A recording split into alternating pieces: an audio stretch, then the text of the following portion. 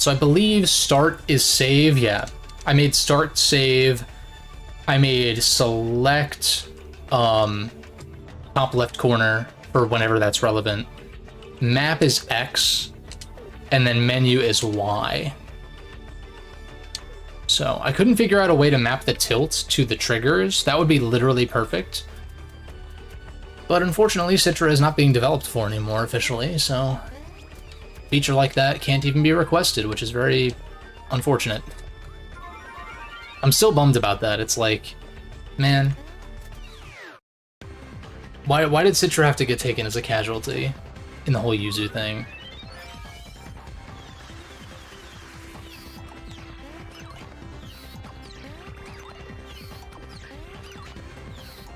I mean, I know why, but it's like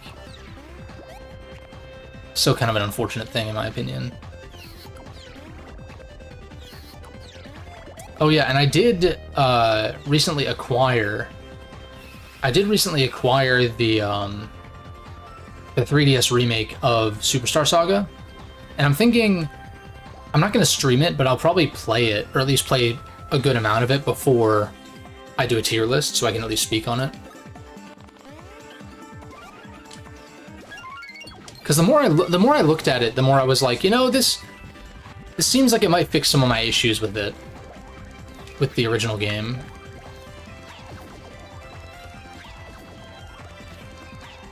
It's kind of hard to tell when they're in front or behind you.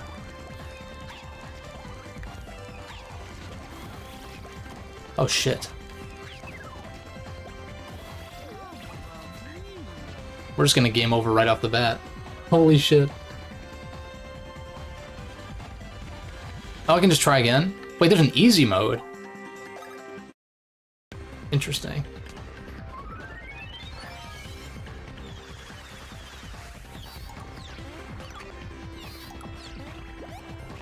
Hold up. I need to heal up. That's the problem, is I'm not even at full health. But interesting, like, there was no difficulty selector at the start, and yet I'm playing like shit, but, no difficulty selection at the start, but then it gives you an easy mode option when you came over. I kind of like that. I actually kind of like that. Use the drop shadows to tell. Yeah, I should probably pay attention to that this time.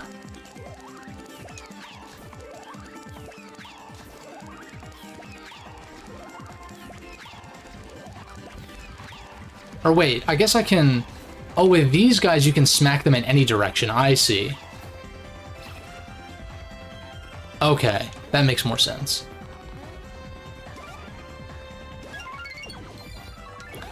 But yeah, I'm gonna check out the Superstar Saga remake at some point.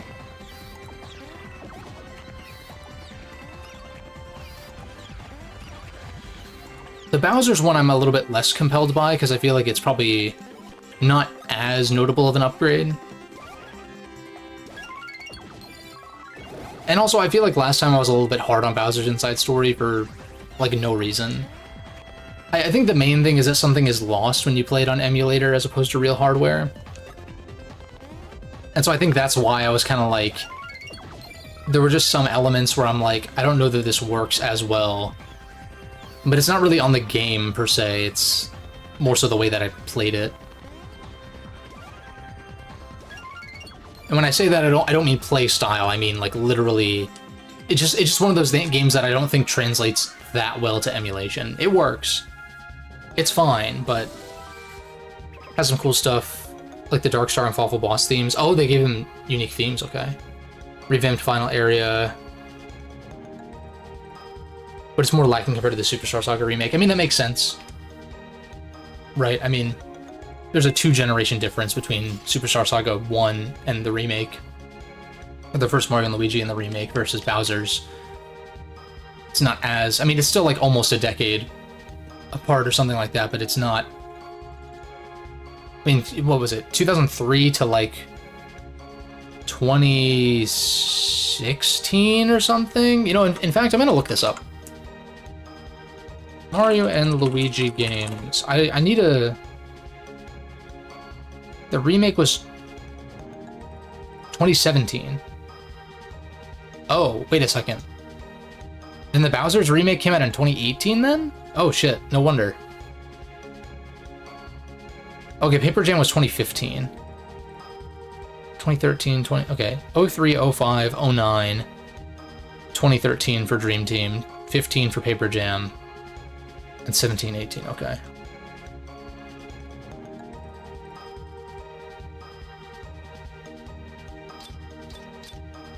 What do we go for here? Nah. 3 is still good, though. I feel like these level up. I feel like the high rolls on these or whatever are like there's not 1s and 2s mixed in as much when you choose a stat that is a high roll.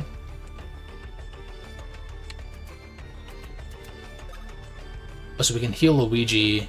I gotta remember that menu is Y now. Use one of these. A month off of 10 years for BIS. Yeah, so I guess... Yeah, wait, I guess it was a longer thing, but even then, like, 2003 to 2017,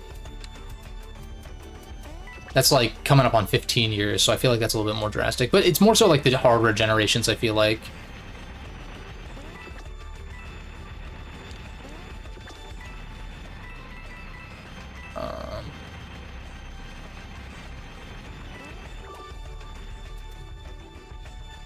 Yeah, Alpha Dream was desperate, yeah, for sure.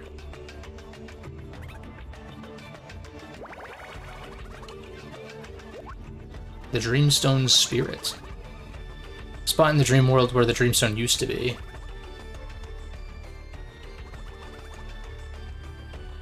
Okay. Their undoing was not... Yeah, now moving over to the Switch, yeah. No, for sure. You would have thought...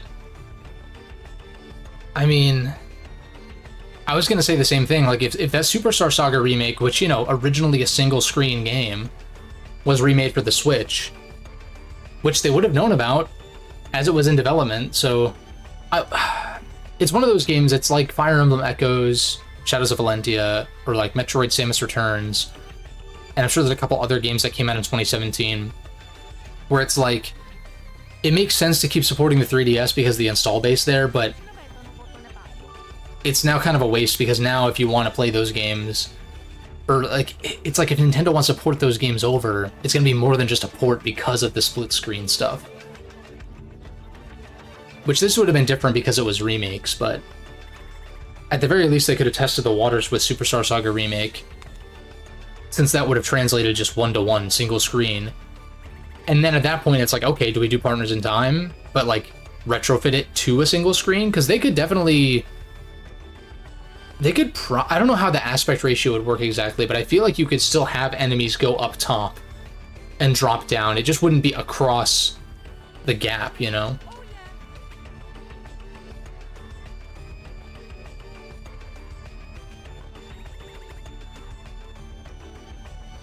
Yeah, because battles took place on the touchscreen, which is like super tiny, and the aspect ratio is like squashed. At least on the original DS, it's like a little bit more square.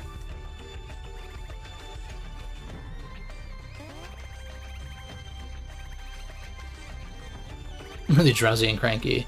Gotta sleep all the time to stay moisturized. Well, you're in the desert, so... Like, just adding it to NSO. Yeah, that's fair, yeah. As for split screen... Just have the enemies not go as high. Right, yeah. You just have it be... You could totally make that work. Now, as far as, like, once you got to Bowser's Inside Story, if they didn't skip Partners in Time in this hypothetical timeline that I wish we were in, once they got to Bowser's, they would have to figure out, okay, what are we going to do for the touchscreen stuff? But I'm sure they could have figured something out. Either add some kind of reticle, or... I guess, like, even if you just have to use the right stick to, like, swipe stuff across, just make it forgiving enough to where that might work. I don't know. It wouldn't be perfect, but I mean, if they can get Skyward Sword to work without motion controls, I bet they could figure it out with the touchscreen stuff.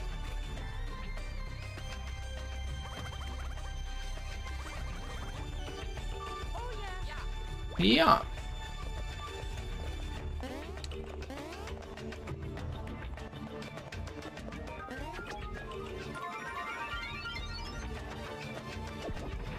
Okay, let me map.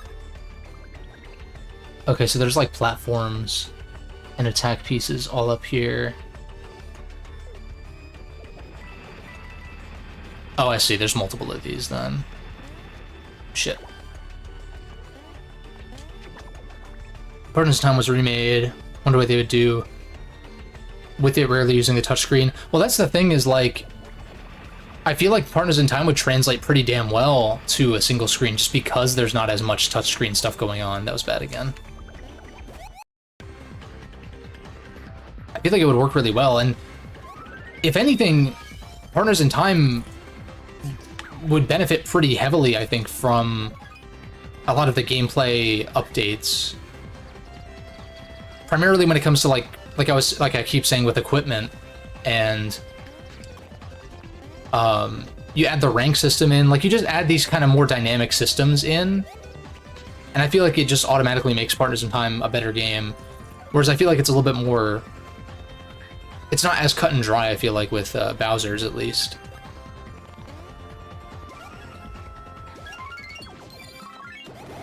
BIS took full advantage of the DS, right. Retroactively makes it hard. No, exactly, yeah. For sure.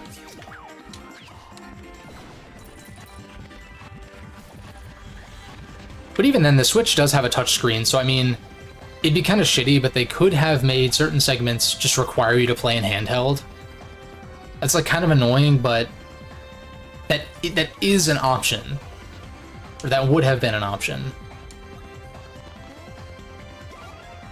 Because I think there are some Switch games that do require handheld. At least for certain segments, or some games probably altogether, in fact. I think it's the top one. Yeah.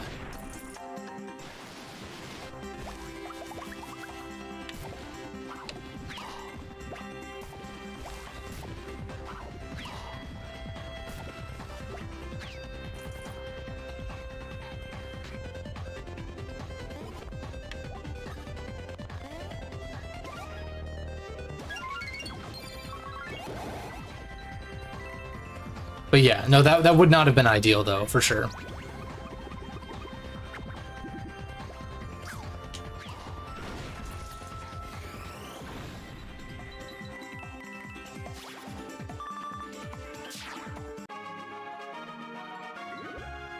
It could be a possibility, yeah. I mean, I'd be...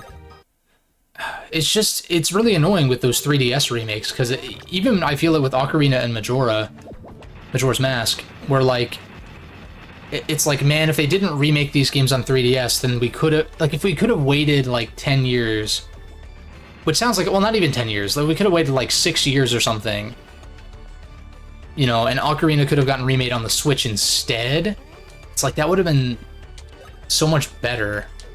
Ocarina 3D is great, but at the same time, it's like,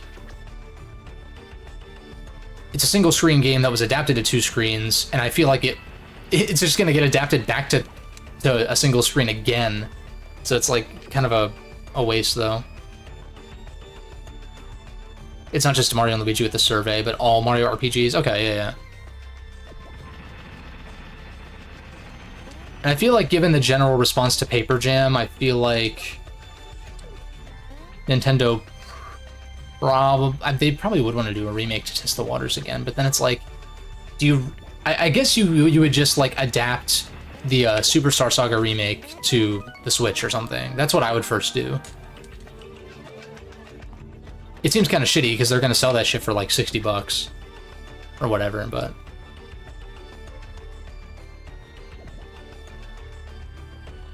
Yeah, Paper Jam...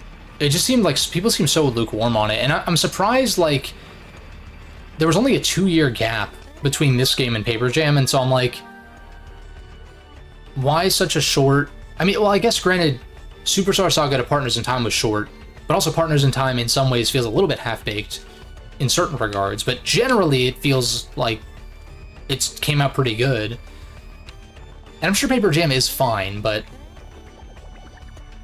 it's just weird. They had a 4-year gap between PIT and Bowser's, and then another 4-year gap between Bowser's and this game, and they did and then just a 2-year gap for Paper Jam. It's odd. But I don't know that Dream Team sold the hottest anyway, either. I don't know the sales figures. So that could have been, like, the start of it. Because it seems like they put a lot of effort into this game, like a lot of resources. Totally new art style and a totally new system, new mechanics, like all that kind of stuff. Not a bad game, gameplay's good. Just can't look past the stuff that's missing that the other games have. No, that's fair. That's fair. Wouldn't have the problems with the remakes if they just waited a little bit longer. Yeah. No, exactly. And like when it comes to Zelda, it's like at that point, do you just adapt Ocarina 3D to a single screen, or do you like fully remake it again? I don't even really want the game to be like, and then you have the people who want it to be remade like Breath of the Wild, and I'm just like, it's just a totally different game at that point.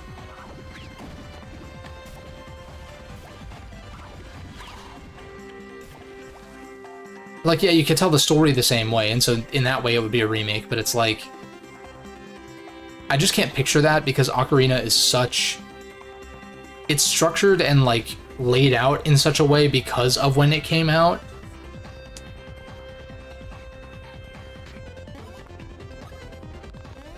Granted, I think an HD version of the N64 Zeldas would be cool, but the originals are also on Switch Online, so I feel like they're just gonna wait longer than they should to bring those games up to modern standards.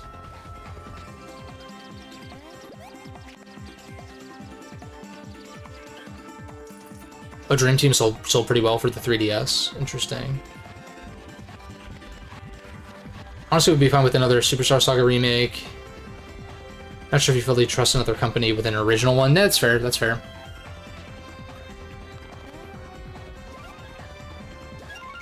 Although I do feel like they probably, instead of doing another full remake, they'd probably just adapt it to, like, remaster the remake for the Switch, or the Switch 2, or whatever, if anything.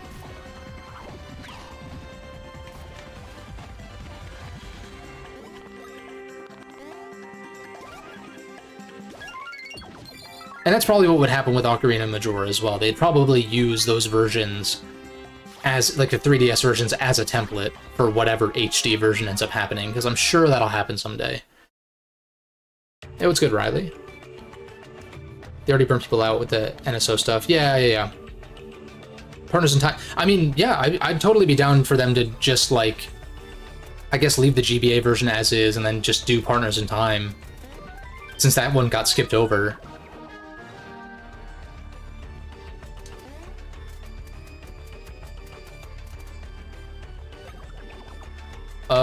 Wait a second. Okay. Is there... Oh, there's an attack piece on the lower entrance from the other room. Okay.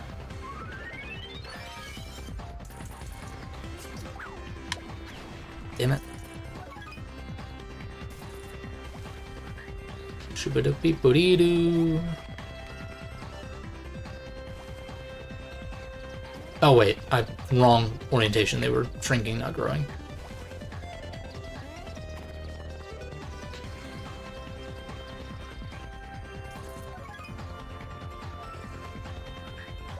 I don't want to just run.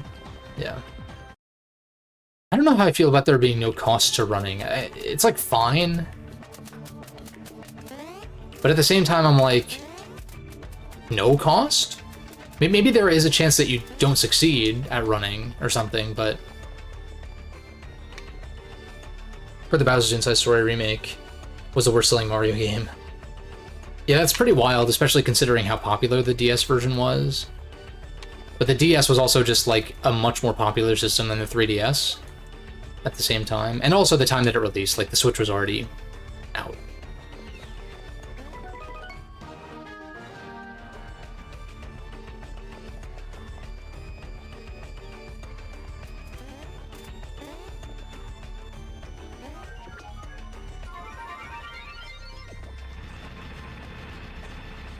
Whoops. It's kind of unfortunate you can't change your trajectory in midair with these. Okay.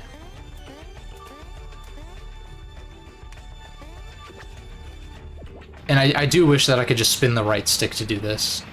That would adapt like perfectly too. Okay.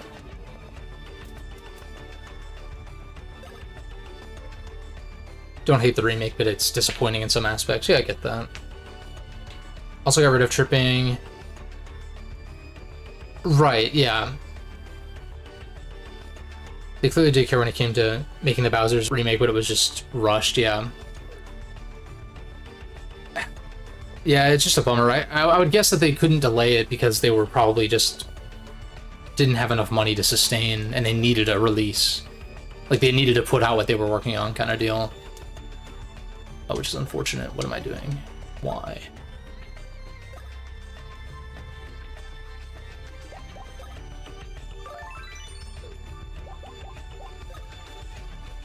I should use these stat buffs when I get a chance. I'll hold off for now, because I don't feel like I'm in a spot where I need extra stats at the moment, but I will definitely use them. Alright, so our only option is to head to the right. There could be a question block, I guess, to the left, but I'm not too concerned about it.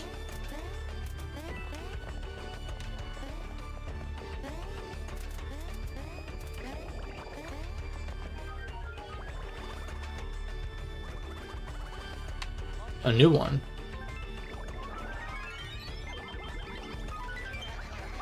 Oh, okay, gotcha. What? I heard it. Oh, I guess. Wait, was. I don't think the one that I learned this in was optional. I'm surprised that they opted to try to tutorialize it again. That's weird.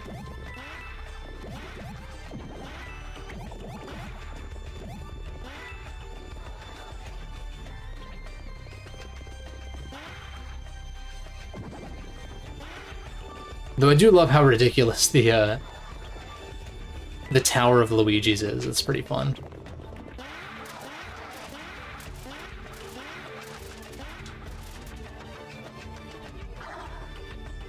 Oh, wait.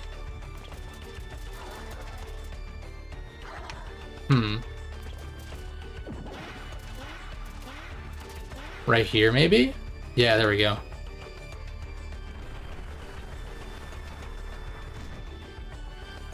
Dream Team actually listening to the... Yeah, instead of asking me again if I don't want to do the tutorial. Exactly. Though this music is great.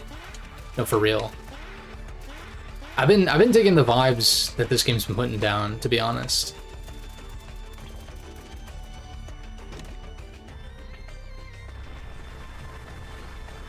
And the Luigi... What are they called? Luiginary works are pretty fun.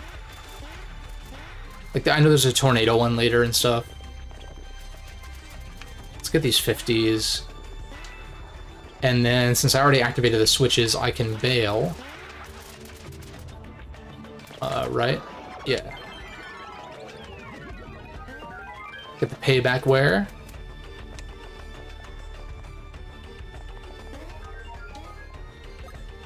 I keep pressing start. I just gotta get used to it. I know, like, top face button is almost always menu in RPGs, and so I mapped it to that, but I'm so used to pressing start. I need to kick that. So, what was I gonna do? Check my gear. Expert wear, what was it? Payback wear? Sometimes lets you deal damage equal to an enemy.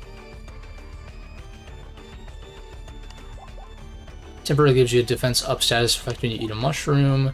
Increases power by 30% as long as you haven't taken damage. That seems pretty good. The only problem is that I don't have an additional equipment slot on Mario. I kind of like the payback wear. I mean, both the payback wear and the cozy wear require me to get hit, so it's like, you know, ideally you're not getting hit to begin with, but it will happen. And it's like, would I rather take less damage or deal damage to the enemy. I'd probably rather deal damage to the enemy.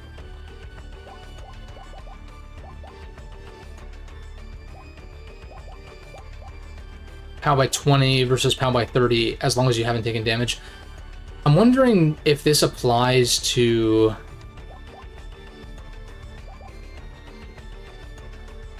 like, in the dream world, since Luigi can't take damage, this is the kind of stuff in these games that kind of drives me nuts. It's like, it's not specific enough. It's not exclusive to this series, though. A lot of RPGs don't explain much, but... no worries, dude. Feel free to play whatever you feel like in the background. You don't need to... no need to have your eyes glued to the screen or anything while I'm streaming, per se. But, the thing with this is, like, in the dream world, Luigi can't take damage, right? Theoretically. Unless him being fused with Mario counts as him taking damage. And so, it's one of those things where I'm like... and also, I'm assuming his stat buffs on Mario in the dream world are based off of Luigi's stats. But I just, like, passives like this, it's too confusing. Because I feel like, theoretically, this would be really broken, or at least better, explicitly in the dream world, but I don't know that it works like that, so I'd rather just keep the flat, no strings attached, 20% boost, you know?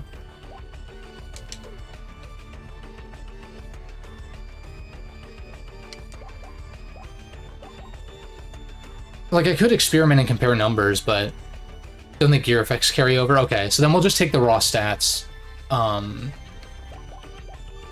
just in case those are factored in, I guess, whereas this is like an in-battle specific power increase, as we can see that it's not buffing me up, because it has that stipulation. Oh, but I do have a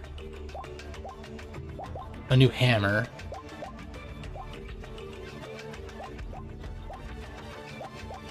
Oh, it's the same as the iron ball hammer? Okay.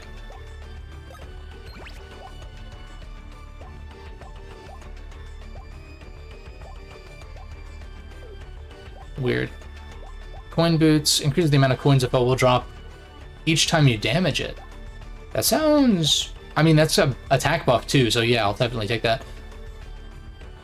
Occasionally drops an iron ball. I don't know if the coin boots will apply to Luigi in the dream world, so I'm gonna give them to Mario. Plus it's a better attack buff for dream world stuff.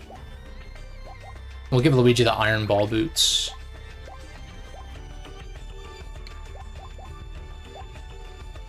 Yeah, because I only have one pair of the coin boots. That seems pretty good, though. Wiki says that Dream World, Mario's HP and BP is increased by 1.5 times, while Luigi is unharmable. Okay. So there's no other stat buffs besides HP and BP, so that means... it doesn't really... I keep doing that by accident. For me to prioritize better, like, higher stat gear on Mario, for sure.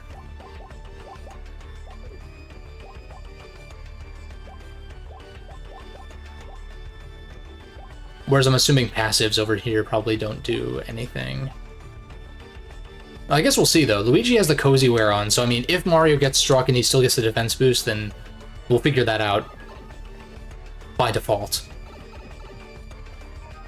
I doubt that's how it works, but might as well check.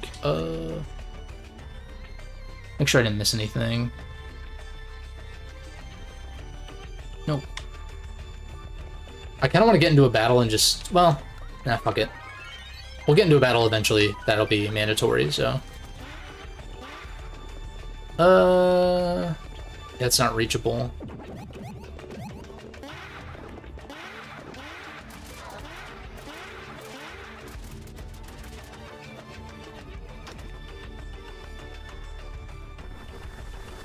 So that raises up, oh, it raises up a lot so we can hit the blue switch, I see. God, the squash and stretch is, like, so good. Animation work is one of those things, Alpha Dream just kind of consistently nails it. And I feel like it even gets just better and better as we go.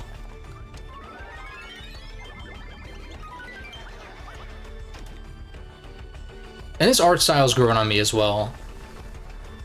Even looking at the Superstar Saga remake, you know, as I would make fun of the the Mario and Luigi Superstar Saga plus Bowser's Minions game. When I was looking at the graphics for the Mario and Luigi Superstar Saga plus Bowser's Minions game, when I was looking at the graphics for that, I was like, you know, his art style actually doesn't disgust me as much as it used to. I wouldn't say disgust, but it's like compared to the GBA DS art style, I almost universally just kind of preferred it compared to how the remakes look.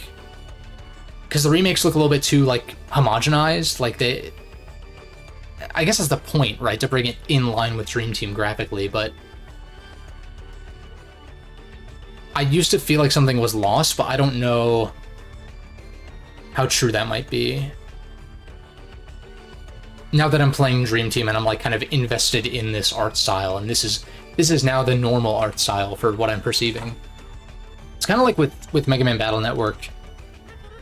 Once you hit Battle Network 4, there's an art style change, and like the sprites are a lot smaller. And some people don't like that, but it's like if I'm playing an early Battle Network game, that just looks normal to me, and then if I'm playing a later one, 4, 5, or 6, that just becomes normal to me also. So it really is a matter of just, I guess, being open-minded and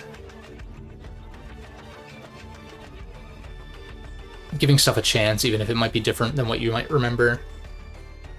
Which is a hard creed to, I wouldn't say not enforce, but like a hard creed to reach. That also sounds weird, but it's something that's hard to convey on the internet, I guess, because people just want to be mad about everything or whatever. Slap a cork in it.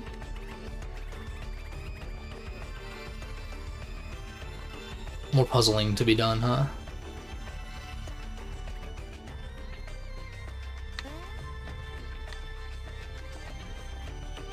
Let's check the map. So yeah, I guess that must be the actual way, so I'm assuming this is a dead end then, probably. No, it's not. This is the actual right way then.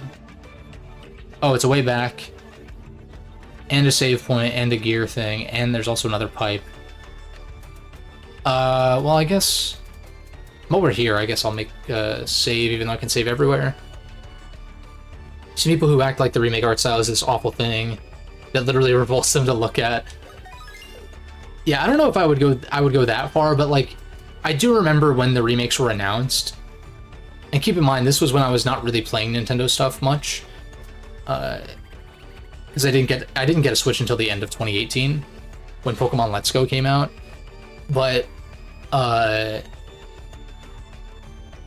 do remember being off-put by it, like, kind of like arms crossed, like, you know, I vastly prefer the way the original looks. Why would I ever play this? And I don't know.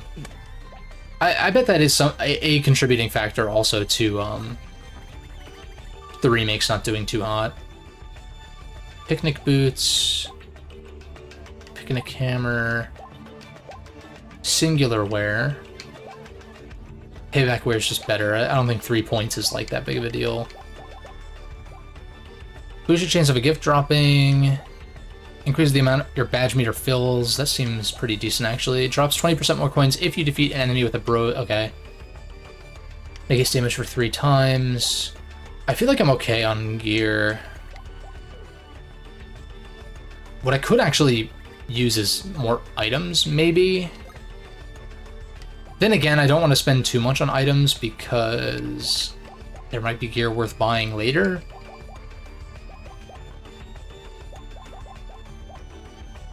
I feel like regular mushrooms are already kind of not great. Like, they're good for topping off health, I guess. I don't know. I doubt this game is particularly challenging on normal mode, but I think balance-wise, it seems like it's skewed a little bit towards the harder side, just like a tiny bit. Just in that regular mushrooms are already this early on, 10 levels in or whatever. Like I'm level 10 and they're already not really worth keeping on hand. And plus I've actually used a good number of them. Whereas in the previous games it's like, Partners in Time especially, just not really using items pretty much ever. Until the very end of the game. I feel like I can just take a few. Don't want to get crazy with it, but I'll just get some of these things up to 5. I feel like this is fine. Super Syrup Jar is overkill at this point. Haven't properly played it, so you wouldn't know, but there's no huge difficulty jumps. Okay, cool. I'm glad it stays steady. That's weird, though, that Super Syrup Jars, like, Super Mushrooms, like, yeah, it's a little bit overkill, because our health pools aren't quite at 60, but compared to 40 BP, like, we're barely halfway to 40. It's just interesting. Like, this is overkill, but this is, like a little bit overkill, but it won't be for long. Whereas this is just kind of terrible, and then this is actually, like, regular syrup jars are actually still very viable. I guess it depends on what stats you bump up, though, but I don't think I've taken, like, any HP buffs. Maybe one. Like, maybe one. I always have too many refreshing herbs, so I feel like 4 is plenty.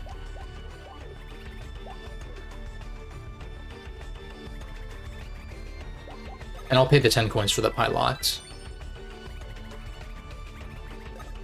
Or pilot. Pilote.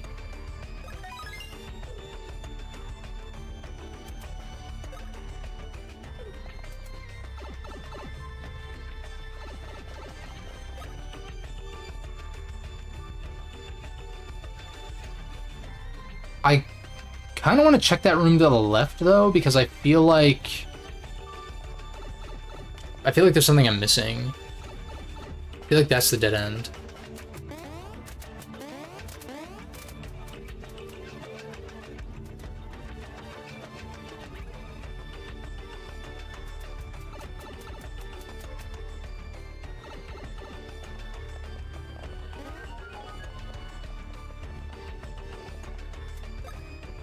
Oh, maybe not, but there's an attack piece here, so. Not what I meant to do.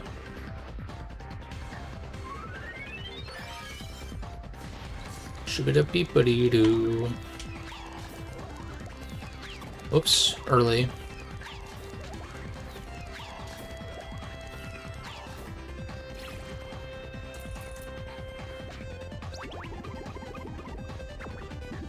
Top? I really do like the attacks that influence, or that have to do with which direction you're facing. I like that a lot, actually.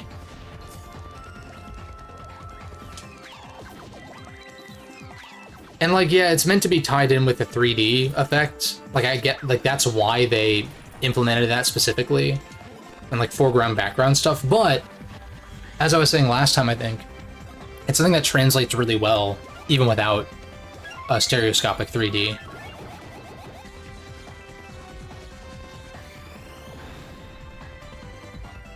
And just, like, it totally feels like something that could have been in the previous games, too. Back piece up here. Kinda cool they have the running around for jumping and hammering in directions. Yeah. Yeah, it would get pretty boring, especially, yeah, because you just have Mario, so it's like, inherently it's kind of less dynamic.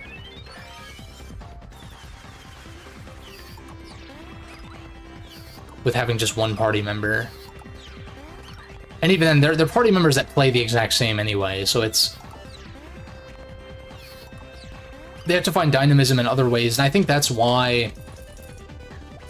Partners in Time is lacking, and why I keep harping on, like, the equipment stuff, because the equipment and the different effects you can get from them, and, like, pieces that you can equip and stuff, and then plus you have the ranks in Bowser's Inside Story and on, and now in this game you get, like, extra upgrades from ranks. Like, that's kind of where the dynamism and the depth comes in as far as building your character, because Mario and Luigi just roughly function the exact same in all of these games otherwise.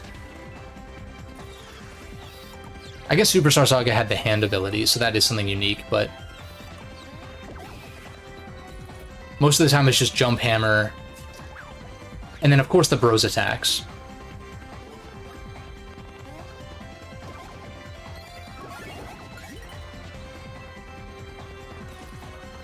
Oh, so wait, that just overwrote... Oh! Okay. So it overwrote... It, like, pushed my charge down one. And eliminated my damage-dealing one, which I probably should have changed my badges. Which I can do in battle just by pressing X, because of the touchscreen stuff, as you can see there. Start, select, Y, X. The Y button isn't perfectly centered, but it's fine. Yeah, rip Firebrand and Thunderbrand. Yeah, I thought that was cool. I feel like there could be more done with that, for sure. Like, even something as small as making Luigi's Fireball, Bros attack into a Thunderball instead. Even something small like that would be like a nice reference. I'm gonna swap these, because we have 2 charges of healing. Reduce damage to 0 for 6 attacks. I feel like that's kind of overkill.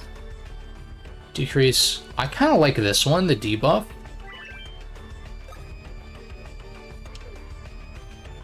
I like the debuff one.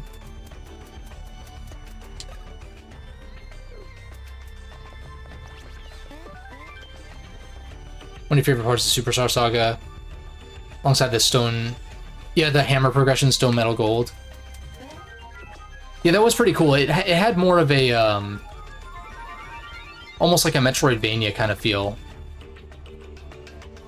Which I guess is also kind of like Zelda, because Superstar Saga feels very, very A Link to the Past inspired. And Zelda games are more or less Metroidvanias in their progression.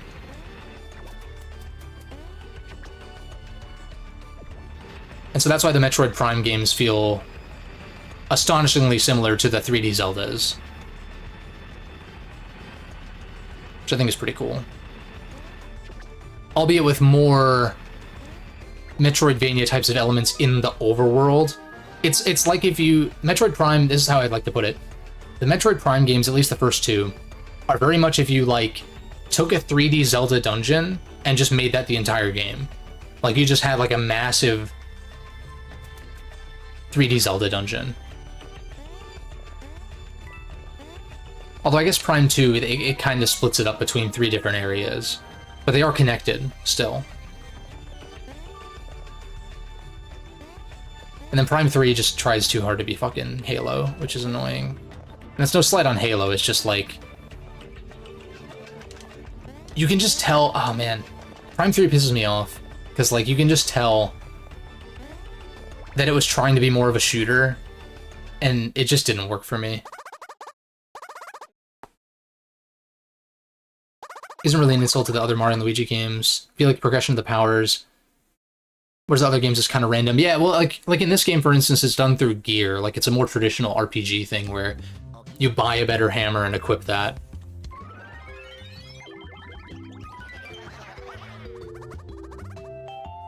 Which I kind of like both. I mean, they could hypothetically do both, where it's like, overworld-wise, your hammers can only break so much or whatever, but for battle's sake... Oh, ground pound, nice. But for battle's sake, maybe you can... I don't know, equip a different handle for your hammer or something? Or a charm, like add a charm to it that has an additional effect? I don't fucking know. Something like that.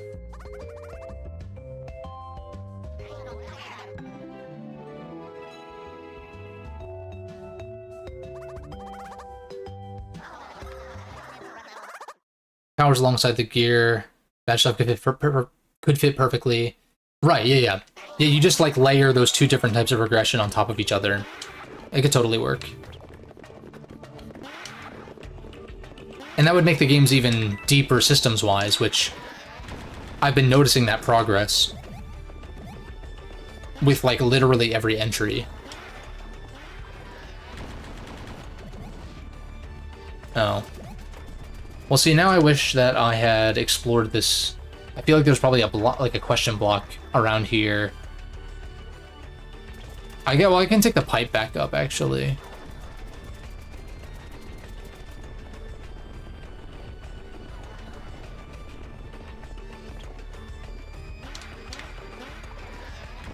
And then I see. We smash the block.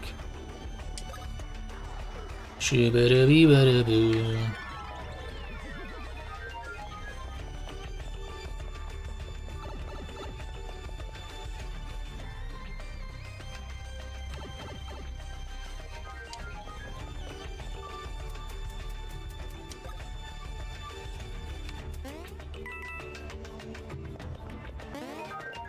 I'm just wondering if there's anything under here. No, I guess not. Okay. Well, it's worth checking, I guess.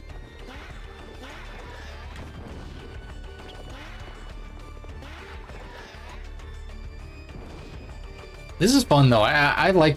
I already said this, but I really like these fusion Luiginary, like, shit. It's super cool. Even if only for the visual spectacle. There is mechanical function, but it's just neat. I like it. I just think they're neat. Whatever.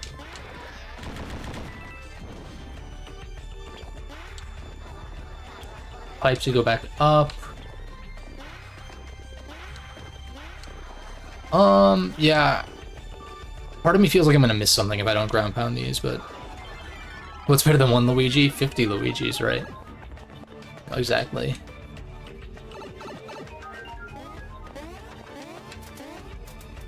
And it's cool because I know the Year of Luigi was not like a huge success for Nintendo, but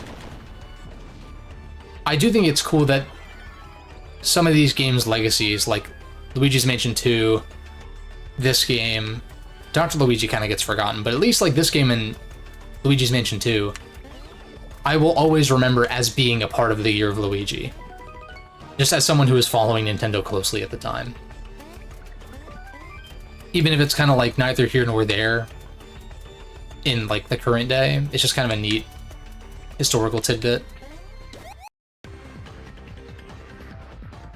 And it's like, oh, that's why this game is like this. That's why it's so focused on Luigi.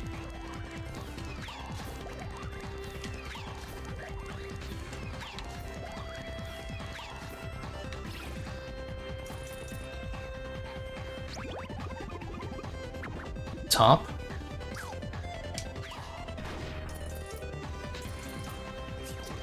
Uh-huh. I kind of feel like running from this one.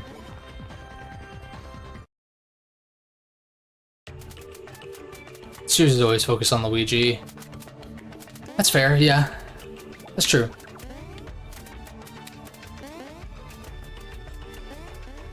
Run forward.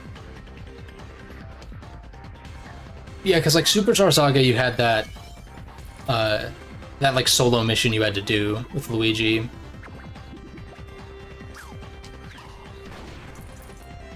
Stuff like that. Bottom.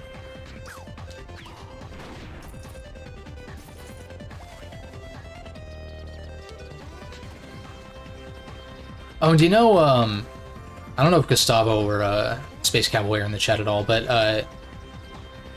I've been thinking about Mega Man a lot lately, because, like, when am I not? It's, like, one of my favorite series ever. Or franchises, I should say. But, I know last time I was, like, hypothesizing about playing the classic games again. I probably will someday, to be fair.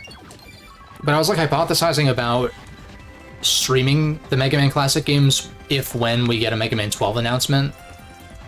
Which could still happen. Like, I could potentially still do that. Middle.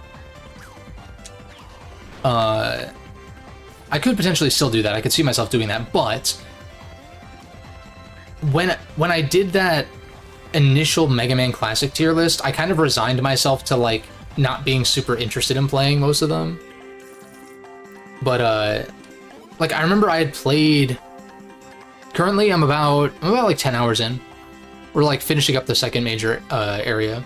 Friday's been good. I was thinking of BN3.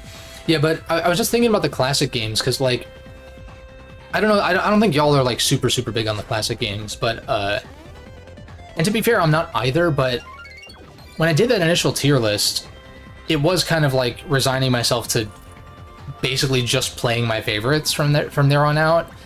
And so the thought of, like, going back and playing all of them sounds pretty tedious to me, even if they are very consistent and are very good in the grand scheme of things. Like, I was playing this like improvement patch of Mega Man 7, the Super Nintendo one, and I got all the way up to the Wily stages. You know, I got the Rush adapter, and I know where everything is in that game pretty much, because it's one of my more heavily played classic Mega Man games. But then I jumped into Mega Man X, and then I was like, this is so much better though, and that's what kind of where I'm at, where I'm like, I started playing Mega Man X and I'm like, I'm home. Like, this is so amazing. Like, this game is so amazing. Compared to, like, a lot of the classic games where I'm just kind of like, yeah, they're good, but I don't really, like, prefer them. And so this is a long-winded way of me saying that I feel like if I were to stream Mega Man platformers in the recent future, I probably would just do the first few Mega Man X games. And so I'm kind of, like, debating on that as of late. I miscalculated. I thought it was on top. Oh, I guess I can't do anything about this.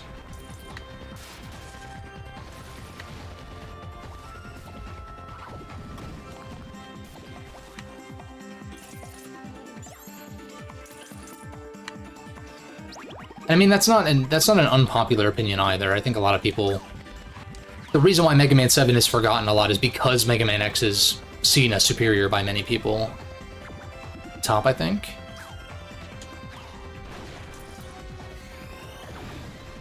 Offhandedly reminds you a post where someone made Sigma versions of the Mario and Luigi villains, really? It's kind of fun. Oh, not like the Sigma male stuff. No, yeah, but Sigma. Mega Man 11 was pretty cool. And X-Series gameplay-wise is great, yeah, I agree. 11 being your first OG Mega Man game, you enjoyed your time with it. You can't say you went in your way to get the Classic Collection, yeah. It's just hard to recommend, because they're, like, so... Opinion, you don't like Classic Mega Man. Oh no, I won't ban you for having an opinion like that, I don't care. Keep in mind, want to play them all in a row, which means yeah, the first one's rough. The first one's a little bit rough, and I was gonna say... Yeah, the first one's not the best. I think it has some merit, but I'm not the biggest fan of it either, TBH. I think Mega Man 4 is pretty easily the best of the NES Mega Man games. But like the classic games it's really one of those series where, like, everyone has a different list. Like, literally everybody has a different list when it comes to classic Mega Man. Which I think is kind of cool. The problem is that Mega Man 2 is the most popular one, and so... I did indeed. But, yeah, it's like... I feel like it's easier to recommend the second Classic Collection. Even if 7 and 8 have, like, some idiosyncrasies, some differences from the rest of the series. Top? Nice. I don't know shit about Mega Man, no, it's all good. It's a very wide-reaching, or like it's a very expansive property, because there's like a ton of different series.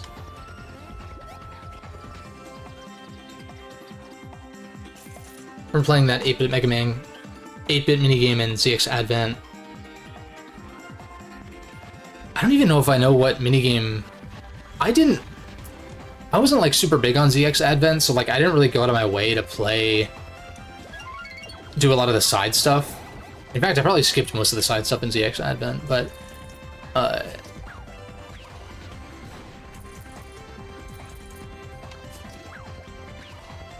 Yeah, like, the thing for me with Mega Man X is the dash. That's the thing that felt bad, especially with Mega Man 7 with the Super Nintendo graphics. It's like, I want to be dash jumping and wall jumping and stuff, but it's just not a thing. It's only a thing in... I mean, it's a thing in Zero, but it's a thing in the X games primarily. First game that Capcom did. Yeah, no, I think so too. I think that the first Mega Man does have merit. Like, I don't think it's a bad game, but it's very... It feels very dated compared to even Mega Man 2, which is the most popular of them, which I also think, like, is a good game, but...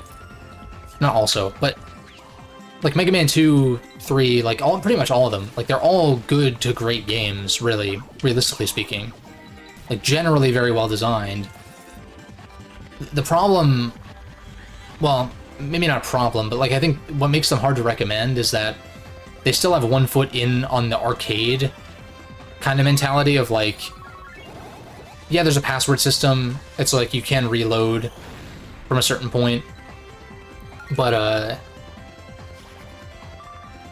the game wants to kill you and wants you to play it for longer in a way that I feel is punishing in a way that I don't even particularly enjoy.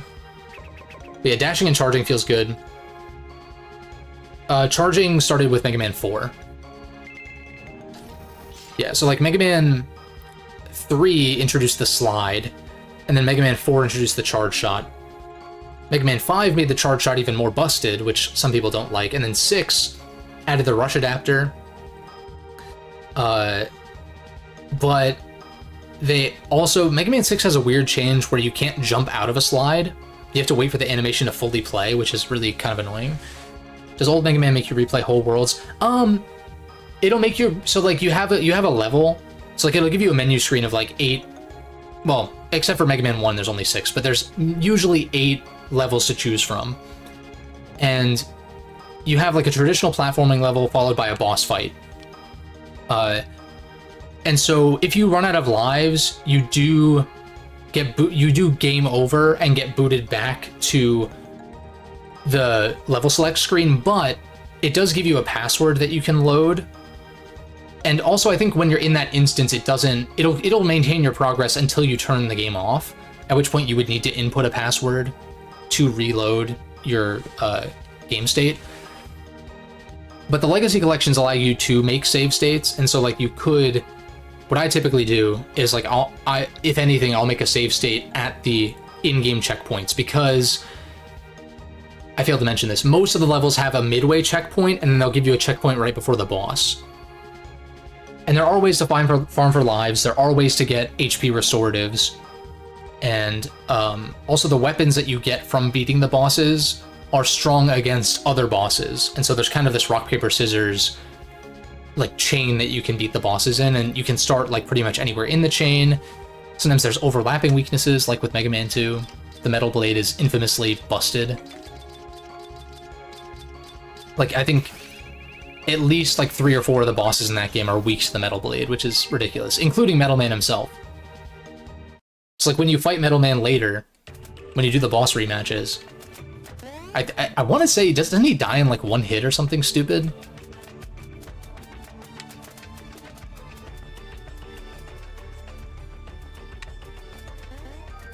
Yeah, if I had to pick, like... See, with Mega Man Classic, it's like... I feel like skipping the first game is probably a good idea, because 2 is the best-selling one, it's easily accessible, it's on the easier side compared to, especially the first game. And so... But, if I were to, like, recommend a classic game to someone who's unfamiliar, I would say play 11. Like, I would just say play Mega Man 11. And then if you're interested in going back, there's a lot of good stuff there.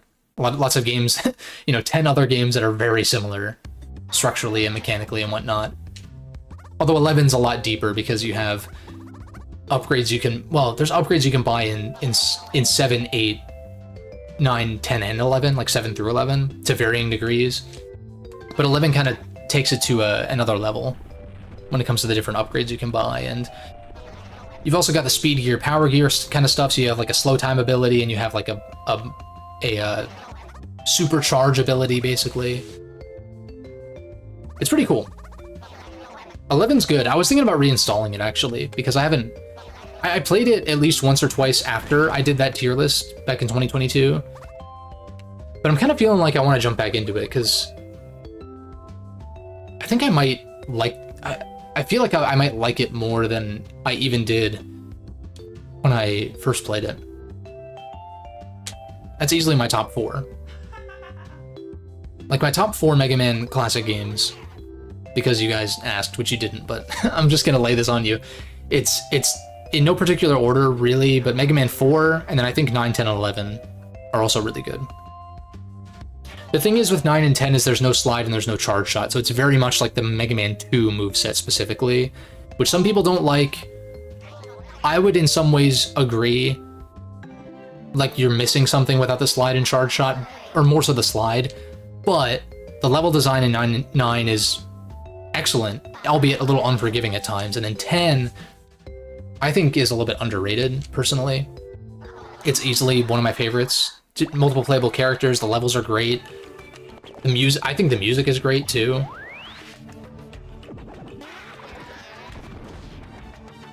But yeah, 11 has a bit of depth and replicates the difficulty, but there's also options and stuff to like avoid a lot of the old school difficulty, which is nice for newcomers as well. But I would also recommend the first 4 Mega Man X games, like the first Mega Man X Legacy Collection. I would not recommend the second one. X5 is okay, X6 is eh, and then 7 is infamously bad. And then 8 is okay as well, but that's more so if you're like really hungry for more Mega Man X. That may or may not be worse in any particular person's opinion. But the first 4, 3 has some weirdness, but it's still a good game. But man, I think I sometimes forget how much I played the first Mega Man X when I was growing up on the Wii Virtual Console, because I don't know that I ever beat it back then, but I played most of the levels many times over during that era, and so I feel like I know that game better than I give myself credit for in some ways.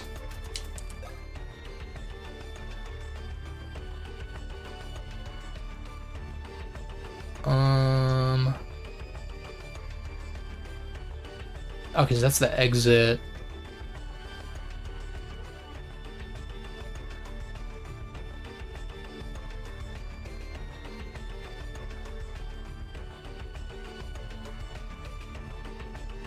Okay, I guess I have multiple options here as far as how I can get back. No, I don't. Never mind. I mean, I could probably super jump my way out, but we'll just go this way.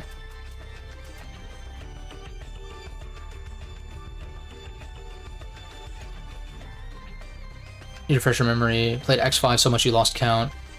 Only X game you had for years. X5 is good. Like, it's got some annoying shit. Like, Alia won't shut the fuck up at the beginning of each level. Or not even at the beginning, in the middle of levels and stuff, too. I think the countdown thing, it's really not that stressful, but I do find it, like, kind of an odd design choice.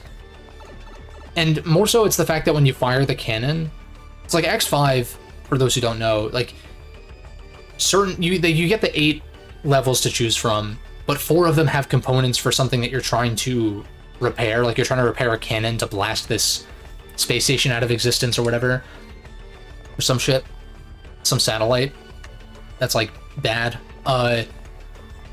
But and so, like, even if you get all the components, I think there is a chance that the cannon misfires, which is kind of dumb. And then, like, there's also a random chance that a somewhat random chance, I think you can mitigate it somewhat, but there is somewhat random chance that 0 will not be available, even if you've been playing as him the whole game, like, by the end game. Because X5, I think, is where you were able to swap between the two in between levels, whereas previously, like in X4, you just chose either one of them and that was your full campaign, was as X or as 0. But I think in X5 and X6 you can change characters just from like the level select screen or whatever, which is cool in its own way. There is an improvement patch for X5 that eliminates the Alia dialogue, like the tutorial text, in a fucking action platformer, which is just like even more egregious. And I think it also fixes some of those weird things with the canon and how it functions. Like if you get all the parts, it'll just guaranteed work because that's how it should be. And if you do everything you can to like prevent Zero from leaving your leaving availability or whatever, then he won't. Because my main reason why I didn't finish X5 was that I was playing as Zero primarily and got a lot of his upgrades, and then he was taken away from me before the end game stages, and I was just like, well, why the fuck did I spend this whole game upgrading him then? Like, what a waste. Remember you and your cousin tried to beat it in under an hour, and always coming up minutes short. Push your rage during the bite. Oh yeah, dude, the Squid Adler. Well, yeah, X5 was it Guns N' Roses? X5's Mavericks, the bosses were named after Guns N' Roses members or something like that in the localization. So they have like two different names. But yeah, the Squid Bike section was hard, dude. I ended up doing it perfectly after many tries. Thankfully, the music slaps. But yeah, maybe I should install that ROM hack for X5 and really give it another shot with that. X6 has something similar too. X6 has an improvement patch, but I'm not nearly as interested in X6. I feel like that game's kind of messy.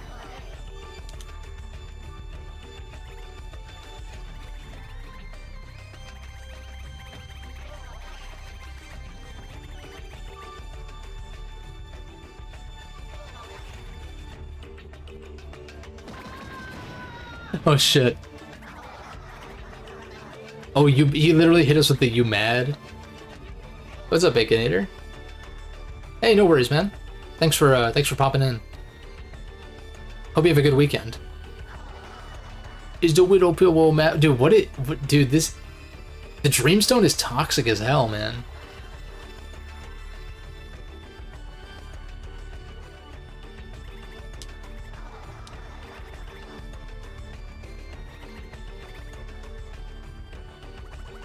Just bought the Peach game, about to play the shit out of it. Oh, nice, dude. Hey, enjoy.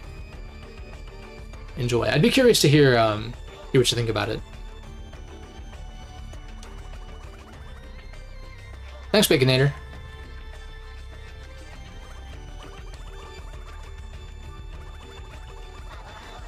Give it a good whack. Alright. So we just super jump our way out of here.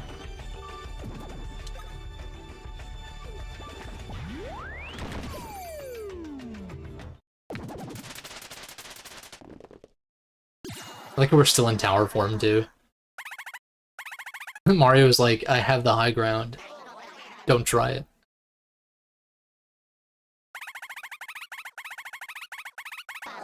Boss fight?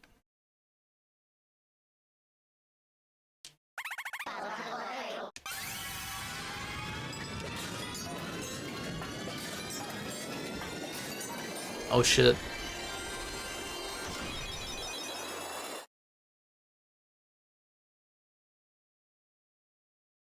He's got the fucking Megazord.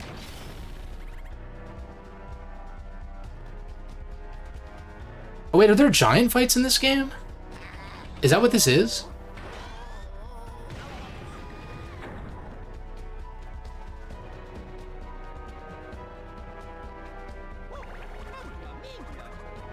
In that case, I'm gonna need to figure out how to reorient the screens. Which shouldn't be too bad, because I think it's easier on Citra.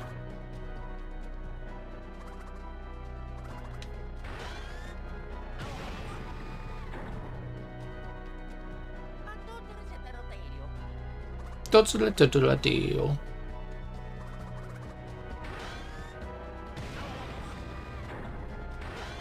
I like how Starlo is just completely unfazed about Luigi being, like, having a panic attack.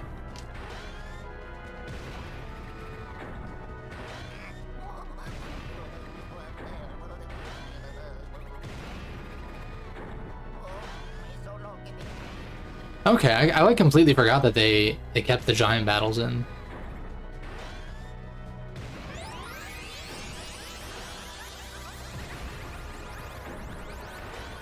He's gonna go Super Saiyan.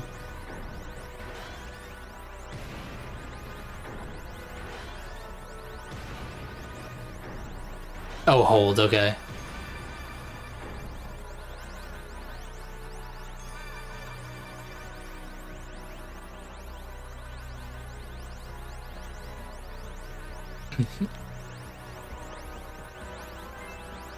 Oh, okay.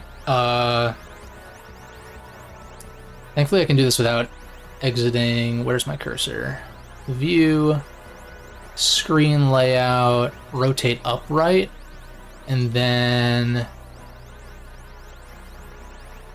side by side. No, not side by side. Default. Okay, that works. That works decently well.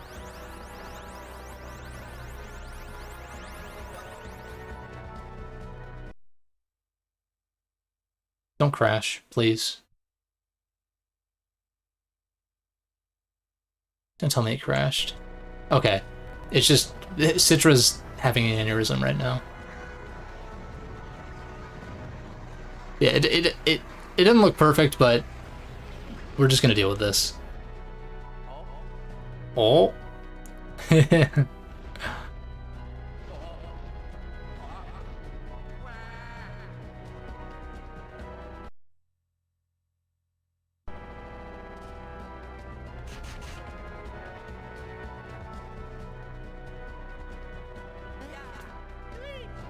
Luigi. He's a little shuffle, dude. Hey, we got a little Ratatouille action going on.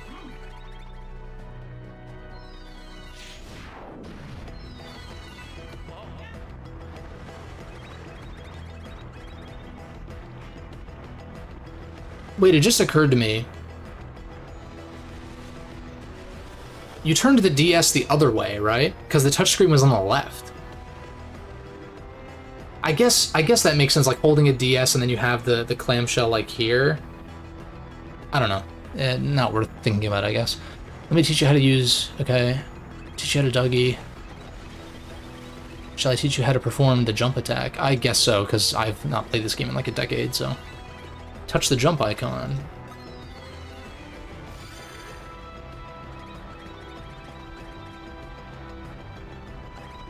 Slide... Okay.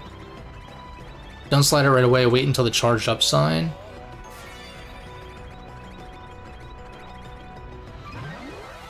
Okay.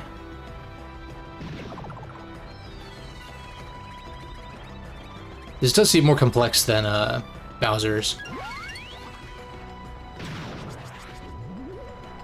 Nice. Giant battles use a giant amount of CPU. Yeah, it seems like it, having to render these complicated like 3D graphics.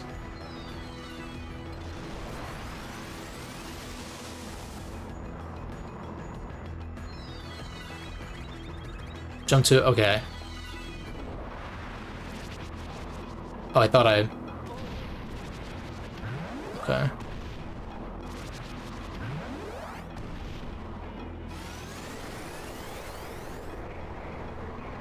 This doesn't seem that bad so far. It is the first one, so I can't imagine it's going to be that bad, but... Hammer attack will hurl the foe into the... Okay. Let's just try it.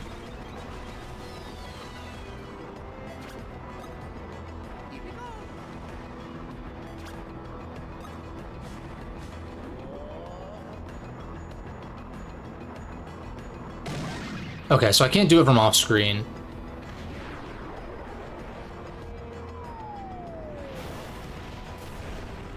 Like in Bowser's, you could kind of do it from off screen and then slide, but I have to actually do it from like the border. Counter with the hammer, okay. Okay, so that was early, I guess?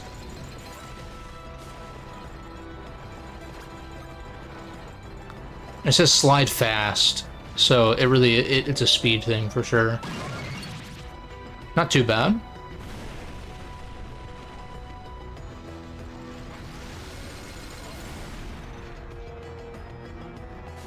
Like with Bowser's, if you started your slide from off screen, it would actually like guarantee an excellent, which was pretty cool. That was almost a little bit early.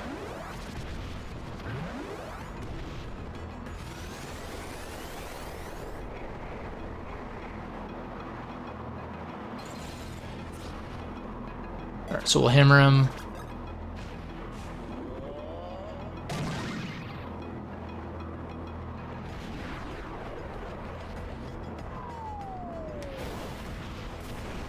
These fights are actually pretty cool. Even with the touchscreen stuff, it's like... because I don't have to worry about doing both. Like both buttons and mouse. And I guess if you're playing a game like this on mouse and keyboard, then...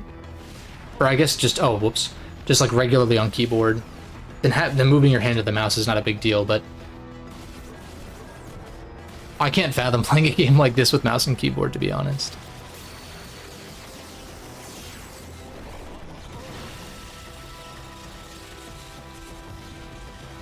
And teach me how to heal, I guess, probably.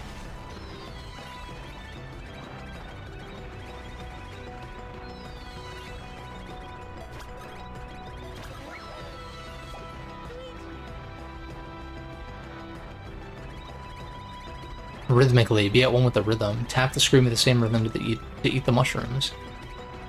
Okay.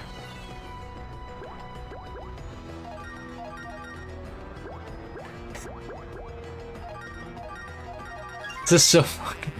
this is so goofy. No.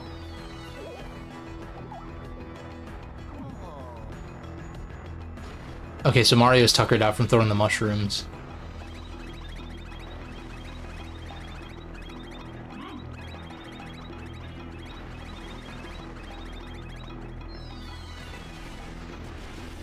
Okay.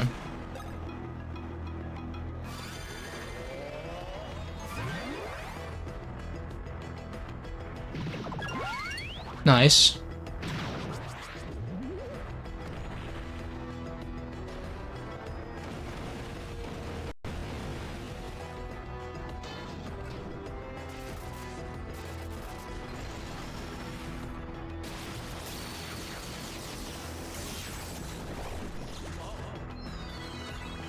Use the hammer this time, okay.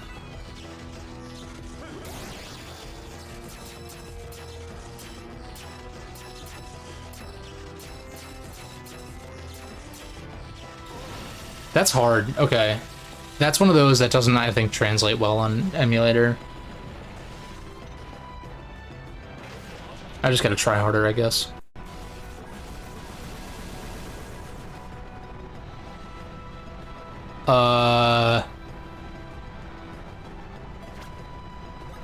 I'm guessing hammer is the right answer here, right? Okay, yeah, so it breaks him out of that. I was like, jumping seems like a bad idea. Like, just jump into the tornado casually. Okay. Jump dodge.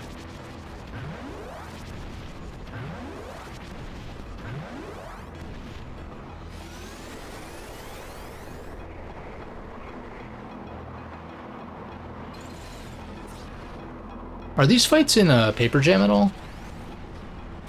If anyone knows.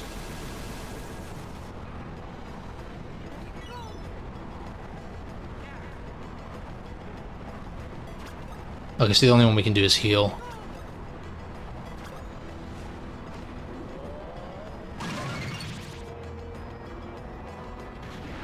Nice. Don't ask. Oh god. So I guess I take that as a yes.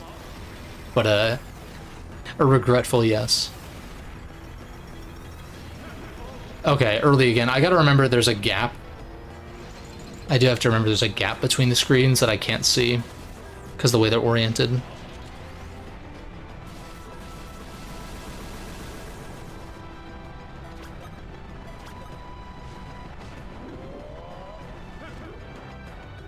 Oh, Oh, I see. So his position varies based on...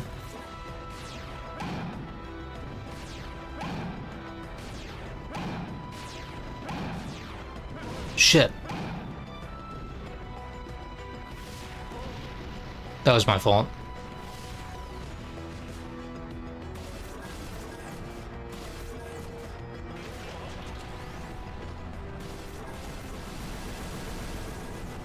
I think I kind of want to heal, but I'm also like, I think he's in the middle.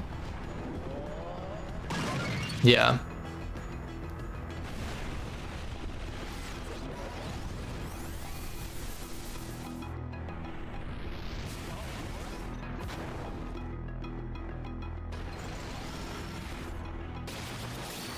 Oh god, not this one. All right, I feel like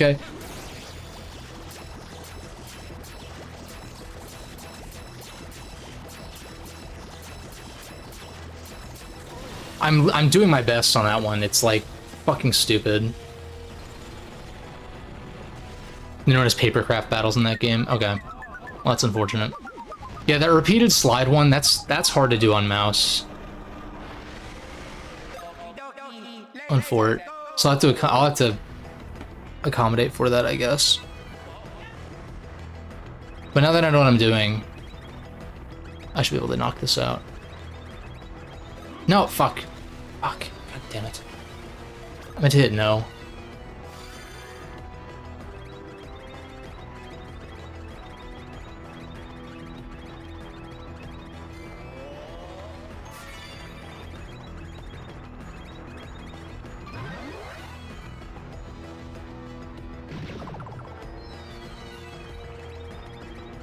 I'll make sure to wait a second before, like, when he asks, just to make sure that I don't press yes by accident. I'm so used to yes being on the left, not no.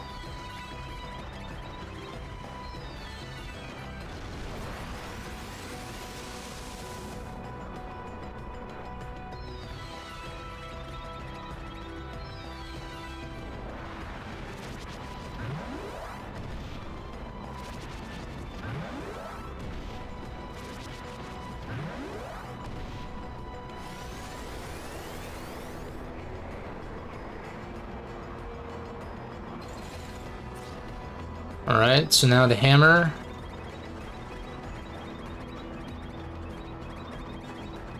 No. Yes. God damn it.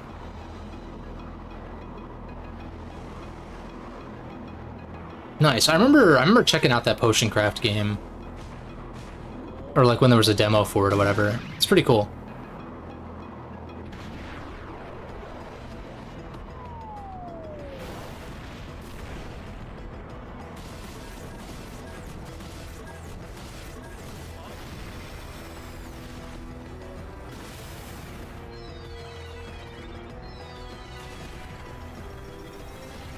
Okay.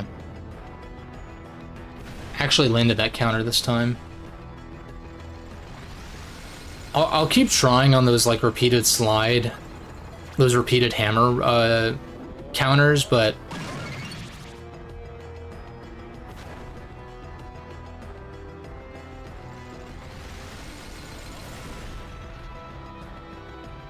I can't guarantee that I'll be able to nail it.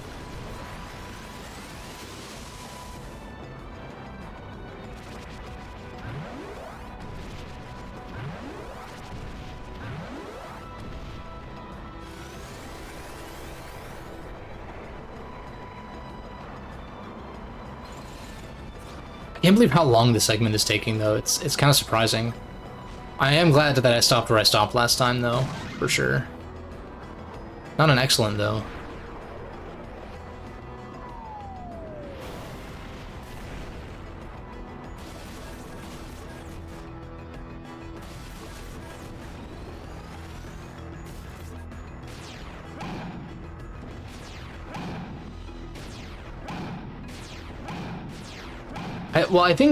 I actually think the key is I don't need to slide that far for these counterattacks. Since there's no, you know, like good, great, excellent on counters. So I think that's the thing. I need to like This one you can't dodge because they want you to heal. The first hit I've taken being the only guaranteed hit in the fight is a pretty good place to be, though. This minigame with the mushrooms, though, is like... I don't know why I find it so amusing. It's like here comes the plane, and Luigi's like, It's like... It's so fucking goofy.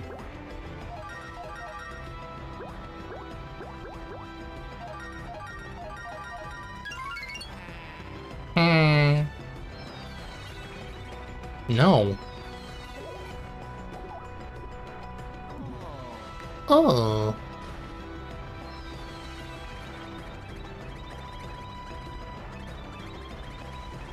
And I guess also healing every now and then is probably not bad, because it's not like he's gonna spam that Electro Ball attack either. Can I hammer him in this state? I guess better to not risk it.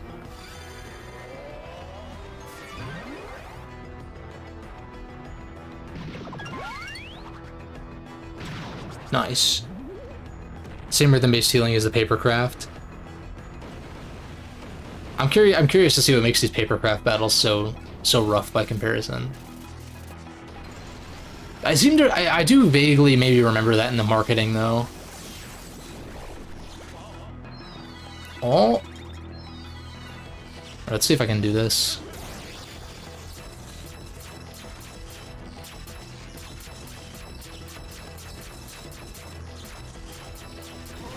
Yeah, I definitely did better, but that's tough.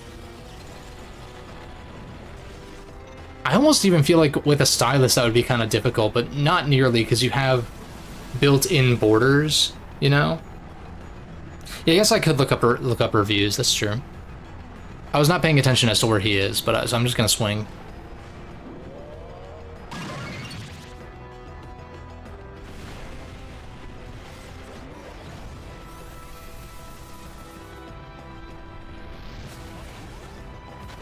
The problem is if these later ones require me to do the repeated striking, and if they do more damage than these battles, which seem to be...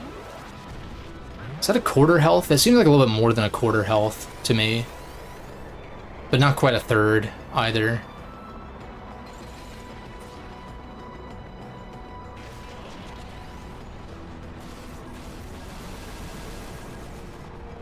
I think he's in the middle? Yeah. I think he's in the middle. Nice. Yeah, I bet it's easy on a 3DS, yeah. Because plus a stylus is a lot more... It's a lot easier to use than a fucking mouse for these.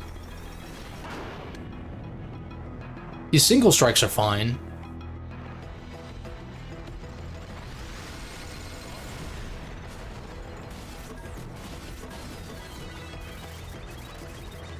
Weaken right for defeat, finishing off with... Okay, so... Oh, wait a second, this is some, like... Force Unleashed shit. Or at least Force Unleashed Wii. Where you have to do, like, the specific... The QTE finishing moves. Tilt, and set the marker on the foe. Oh, I see. Oh god. Okay. At least that's also a mouse input, so that works pretty well. It's just very sensitive, and you can... I think I might be able to lower the sensitivity in the configuration file. But you can't actually lower it in Citra itself, unfortunately.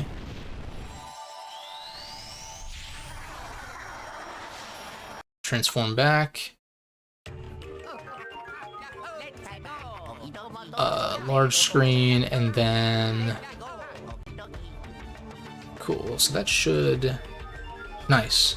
That works pretty well. I think I can hotkey that to my keyboard as well.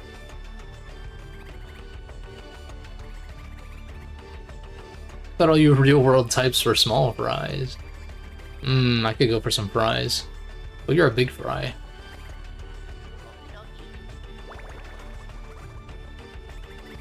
Only the big green. A character in these games that actually respects Luigi?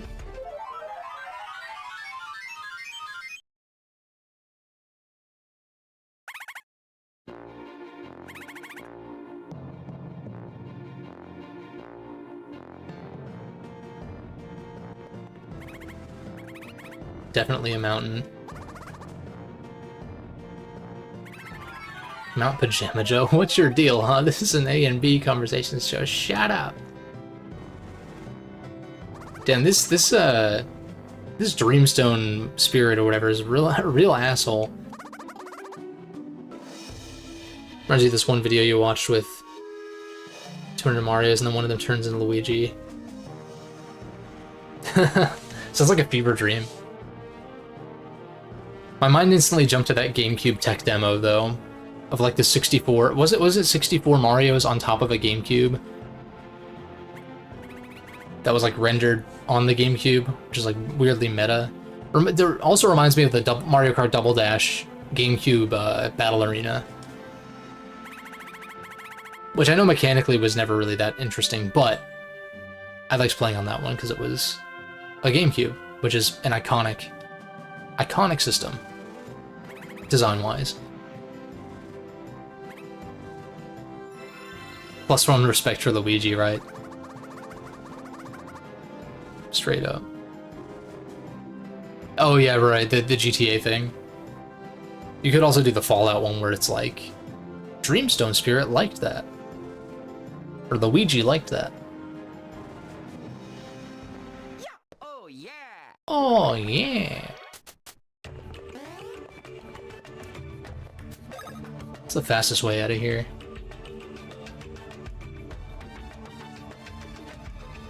Oh, just to the left once. Nice.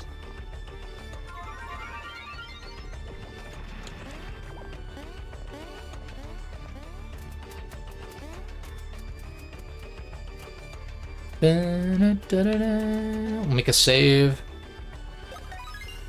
Now that I have save map to start, I need to like... Yeah, Dreamstone Spirit will remember this. Yeah, right. That's a good one too.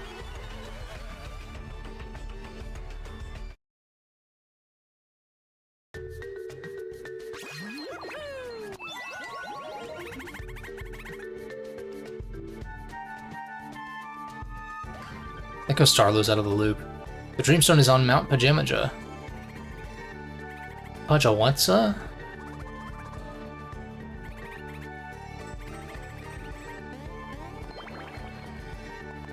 Lit. We're finally in the real world. Okay, so we just go left a few screens, and I don't think there's anything else to do here, at least currently. Yeah, it's a dead end. Oh, I can zoom out with select. This requires high jump or something equivalent.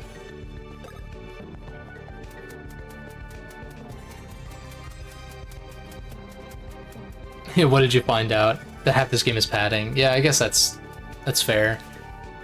Oh, this is an area that we did not have access to.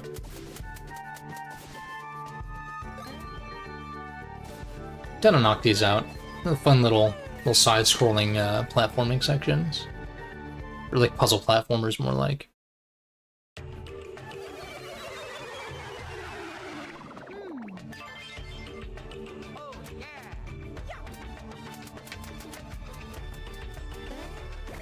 Unfort. No worries, I'll be here. Yeah, for sure. I think that the longer runtime is due in part to a lot of the padding, I guess. I'm curious to see how much of it I feel like is truly padded though, but things definitely aren't progressing as quickly as in the previous games. That much is pretty clear. And I did drop this game a good ways in all those years ago. So maybe that was justified. Maybe like 17-year-old me was onto something. Maybe not. We'll see.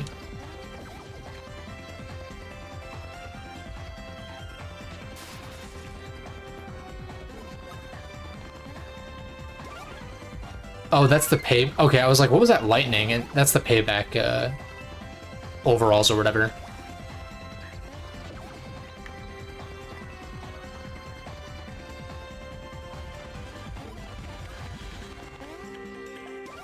Yeah, I keep thinking back to Mega Man, though, and I'm like... We know Mega Man 12 is, like, trademarked. So it is happening. I don't know why the fuck it's taking so long. But it is happening. And so, like, when that gets a release date, I guess I would consider playing through the classic games, and I probably would stream that, to be honest.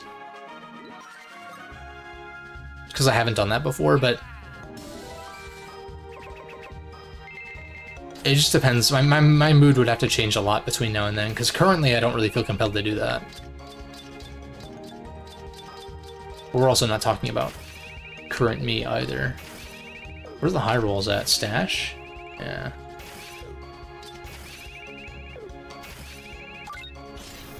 I'll take just like a little bit of speed.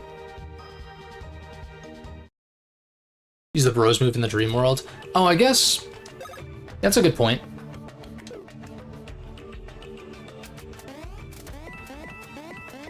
I tend to forget about those. We can try that. The tilt controls are like a little bit... like, not my favorite thing ever, but we'll try it in this one. And plus we get like the BP boost and stuff. Luigi stack. Oh wait, this one's fun. Hold up.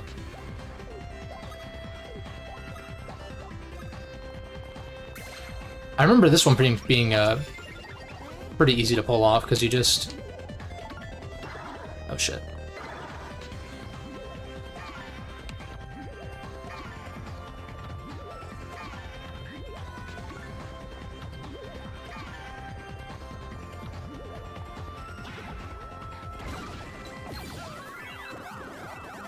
Yeah, it's fun. I didn't do great on that one, but I forgot how it worked. Whoops. Remember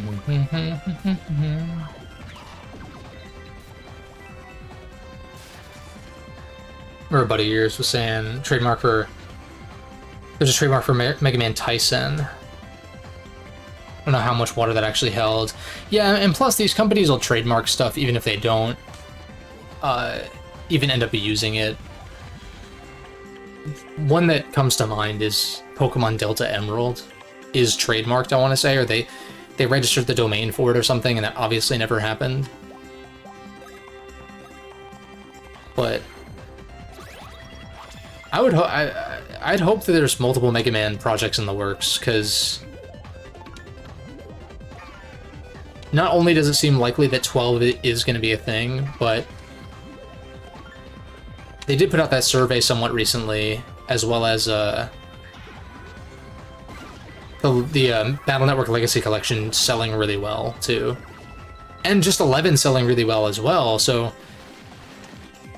Granted, it took Mega Man 11 a while before it became the best-selling in the series, because I want to say... When I made that tier list, I remember, I think Mega Man 2 was at the time, when I was recording it at least, it was the best-selling still.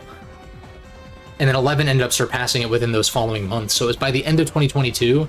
So it took like 4 years or so for it to become the best-selling in the series. And so I guess if Capcom didn't really take much notice of it of its success until then it's like, okay, it's not even been 2 years since then. So I guess I guess it's fair that nothing new is out quite yet, but at the same time, you'd think you'd be well into a project like that by now. Unless they are giving it a much higher budget, which I don't want to get too crazy with the speculation, but that is also a possibility that they're going, like, way grander with whatever Mega Man project they have in the works.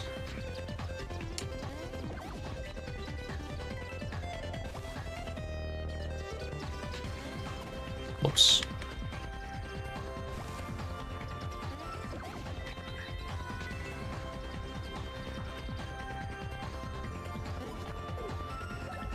I don't have enough SP.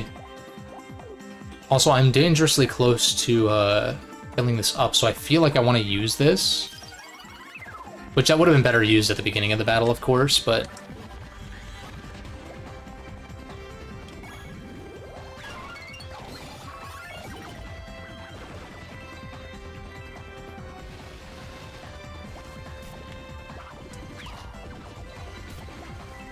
I kind of like that the badge charges will overwrite your existing ones because it's incentive to use them. Like, it's actual incentive to use them, and plus, there is the option to unlock more of them as well.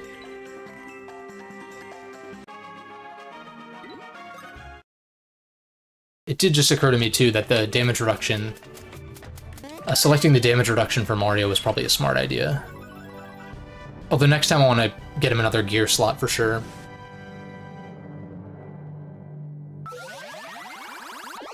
And because of how much Dream World stuff there is, I almost want to hold off on Luigi taking the damage reduction, because he's only fighting in the real world, which is like only half the game, you know? So you could almost logic it to say 25% damage reduction, but really it's like 12.5% over the course of the whole playthrough if half of it is without Luigi actually being in combat. It's not really how that works, but...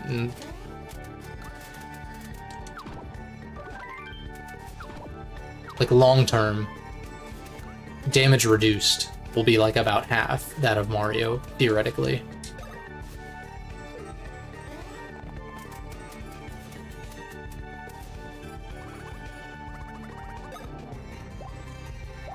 I might as well buy as many of these as are available, since they are one-time purchases.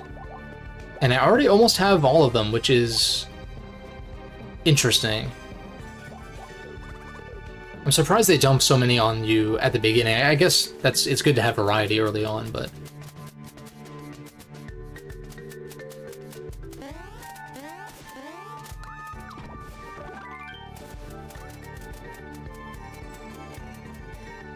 I guess I gotta keep an eye out for bean spots, since I didn't have the dig ability prior to this area. So we'll just give a quick scout. Did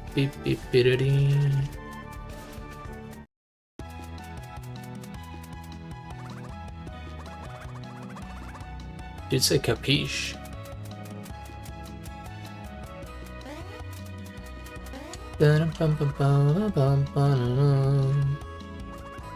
Visit us in Wakeport, accepting climbers of all skill levels. So I'm guessing we'll save Mount Pajama Ja for next time, but I'll keep pressing on because I'm sure there's a good amount to do prior. Like, I'm sure that registering for this is not going to be an easy task. Tour Center, what? It is funny that this is like his homeland. This is kind of tackling some deeper topics, like inadvertently. Of like, this is his homeland, and of course they were thought to have been extinct or whatever, but the fact that he's like, what's tourism?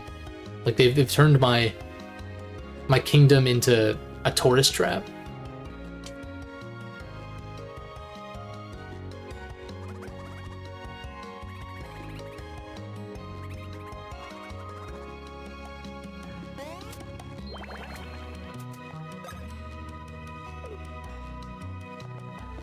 What about this way? Is there anything this way? It's probably blocked off. I can check for beans, though. Aha. Oop. Some good stuff here, maybe? Not bad. Oh.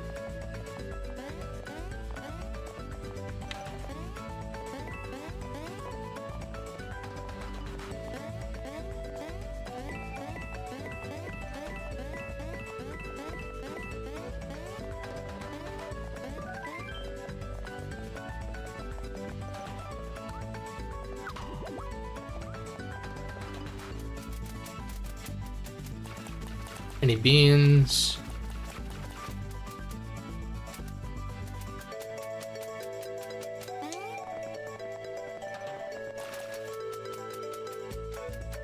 That's like high jump or whatever. Or spin jump, maybe. We get across. Take the speed beam. Must have realized things have changed since he was a stone. No, literally, he's like... It's like, damn, I've been gone for longer than I thought. So this is later. Can I check this side? Yeah, no beans.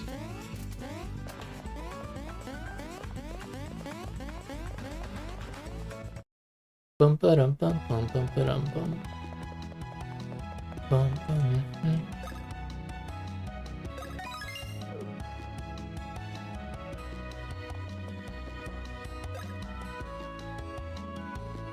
I wish there was an easy way to view my status, though. Why is that not... Oh, okay, I see. The health is in the top right. I guess that's something.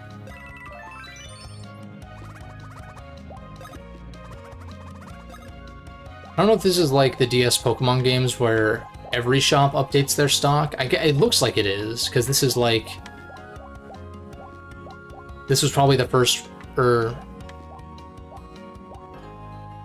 yeah, this was probably the first one, and then this was unlocked later, but yeah, that's what it seems like.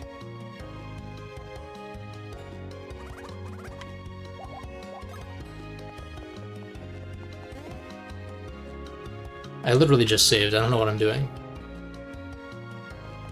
Alright. Then we have to head west from Mushrise. Yeah. Although I guess I could go back and look for beans. I bet there's a tracker, probably. Right, collection, beans. Oh wow, I'm missing 8 from the desert? I'm not gonna do 100%, but I'm just thinking, like... There's 6 in the Blimp Port area.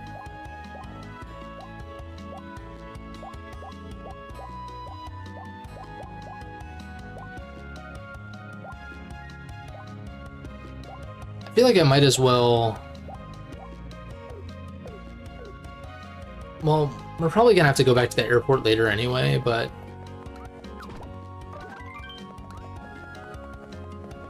I am thinking it could be kind of fun to scour for these.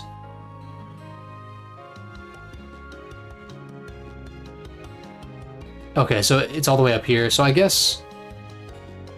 Yeah, to the right is blocked off. Let's just do like a quick run through and see how many beans I can find. Just as like a very preliminary thing. I'm sure we're gonna have to backtrack through here at some point anyway, but...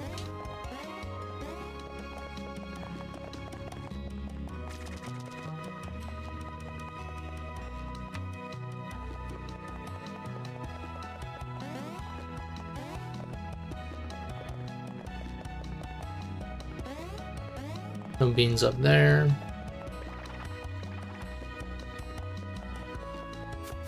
Maybe there aren't any in these, like... In these sections where they're very puzzle-oriented. Maybe they didn't put any over here, which is kind of nice, if that's true. Which it seems to be.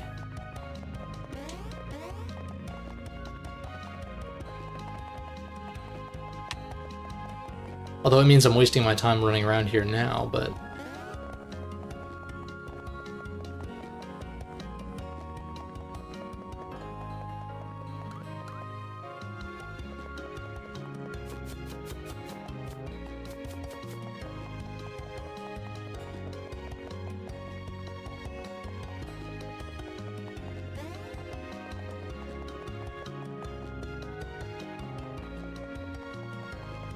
Yeah, it doesn't look like there's... Whoops. God, these menus are taking so long, what the fuck? How many beans here? 22.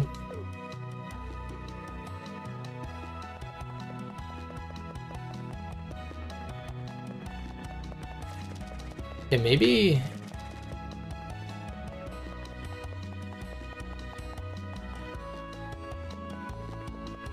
Maybe most of them are just in kind of the central area then. Or like these types of areas.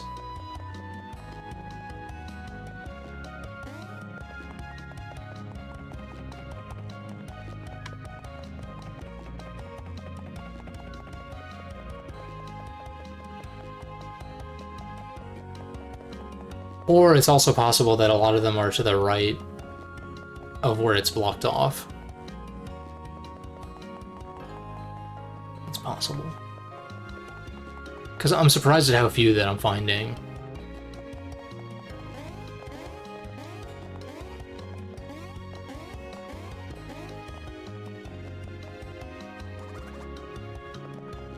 Look over there. It's a low-res JPEG.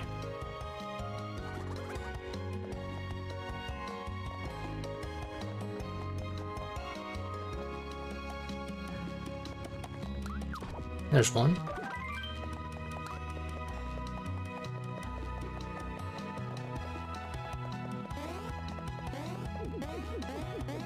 Luigi, can you not? Okay. Let me just check. I don't know if I checked. Yeah, in here.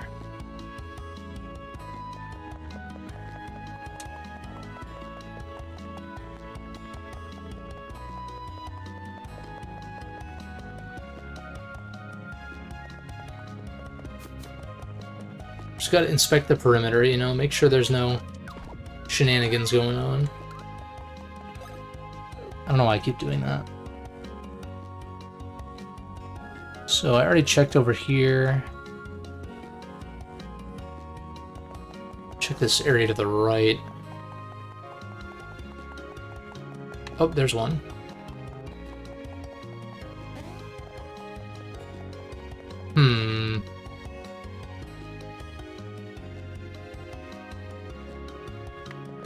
Oh, maybe I haven't been able to get up here at all then. Yeah. Yeah, it looks like it. So that's just actually off limits.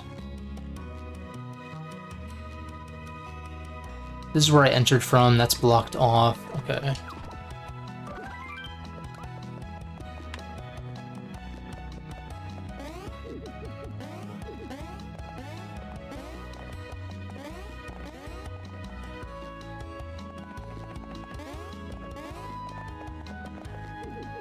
I bet there's at least one over here.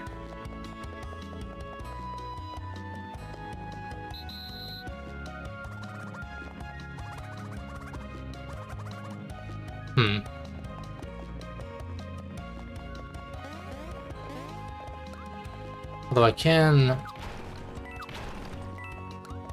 do that. I want to make this park filled with happy visitors.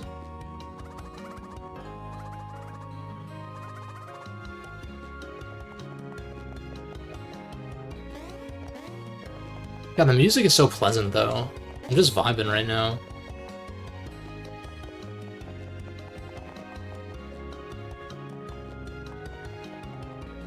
Oh, there's beans over here. Beans galore.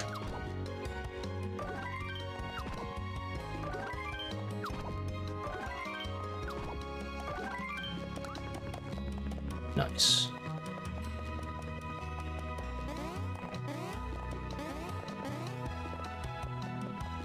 What does he have to say? What do you have to say for yourself? Dad ain't right.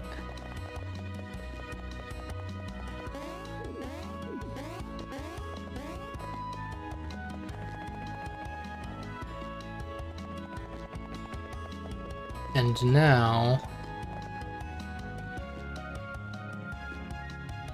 there is this area to the right here, and then we're pretty much done. inspecting for beans.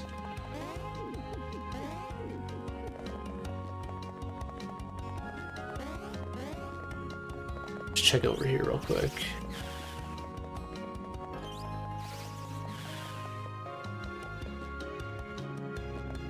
Aha. Good call.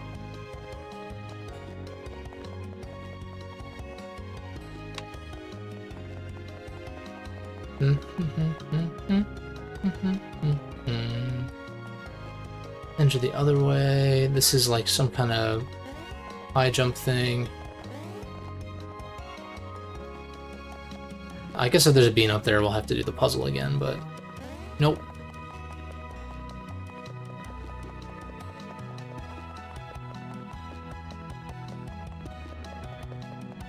There's one.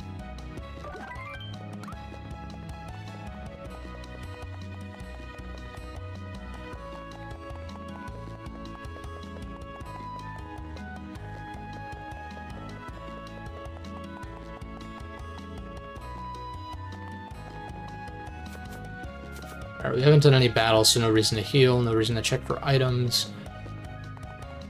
That's going to be Wakeport to our west.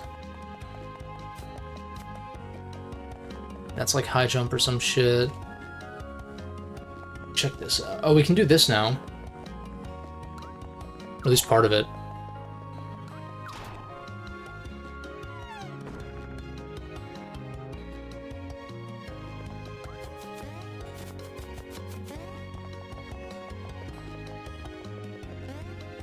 Dude, Squish Mario is so funny, though. Like, he's just a little guy. He's just a little dude. He probably speaks in, like, slightly higher-pitched Italian, too. Like, whatever. Kind of nasally, maybe.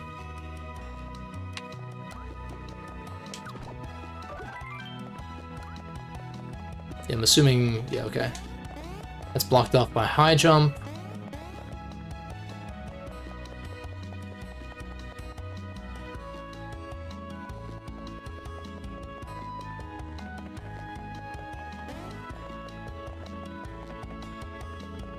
That's high jump as well.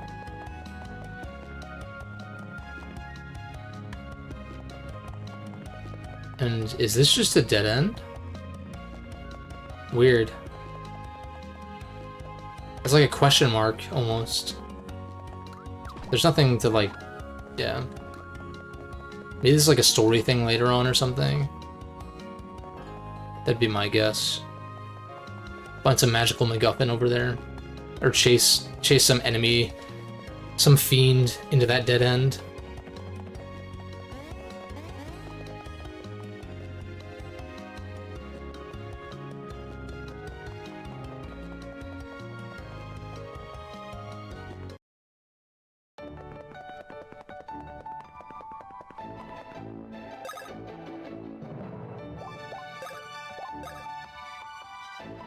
And it's interesting, there's none here at all. The woods look interesting, aesthetically. It's kind of a pleasant color scheme going on over there.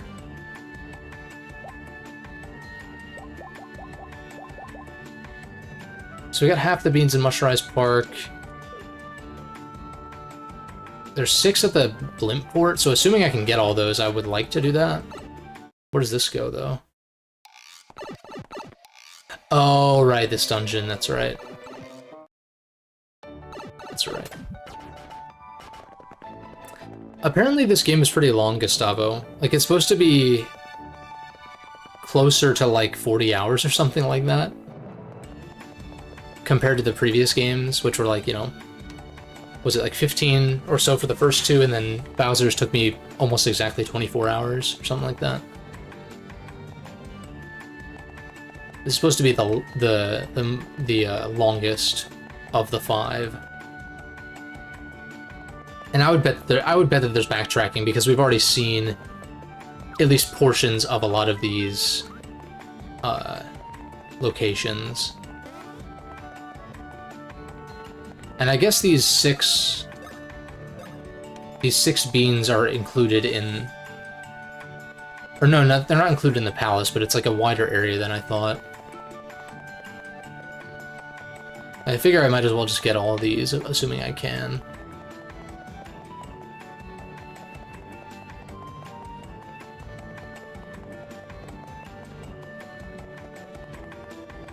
And man, the way the beans are handled in this game are so much better too than Partners in Time.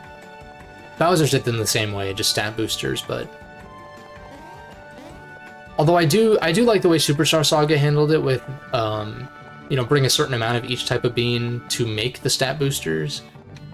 That's kind of fun. A little bit less instantly gratifying.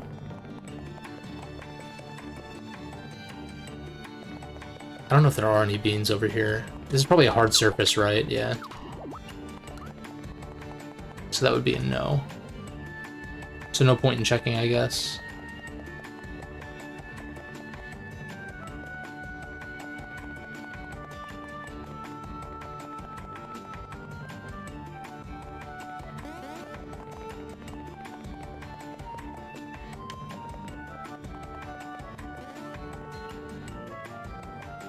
Pretty sure I was thorough in looking through this area. Though, of course, if anyone spots a bean that I miss, feel free to let me know.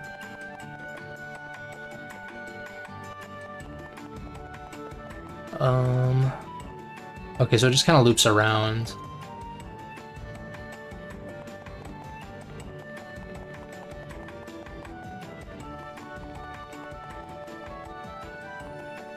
There's one. And there's another one up to the right.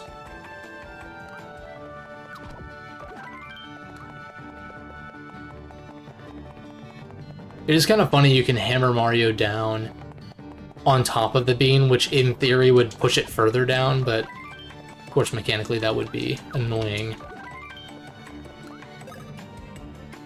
I think that's 5, right? Yes.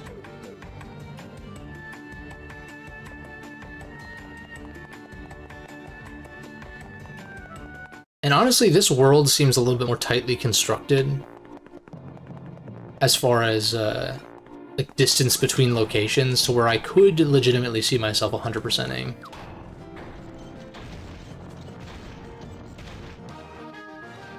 Okay, so this is Mount Pajamaja, but we need to initiate the tour. I definitely did some of this back in the day. I definitely did some of the mountain one stuff. It's coming back to me a little bit.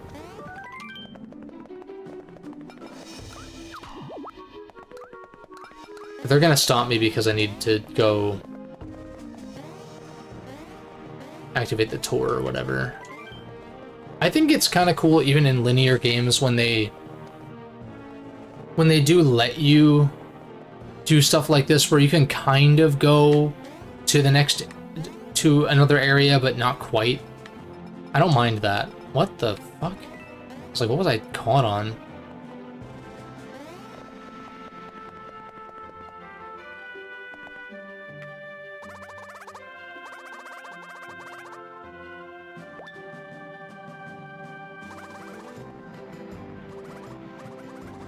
Wait, this is kind of cool, though. I know it's kind of tutorializing and being like, you can't come here yet, but most games would just give you an excuse to block you off, but instead they give you a scene here where it's like, oh, we actually need to go to the place that you're supposed to go first? Let's skip the mountain and play video games instead, that's funny.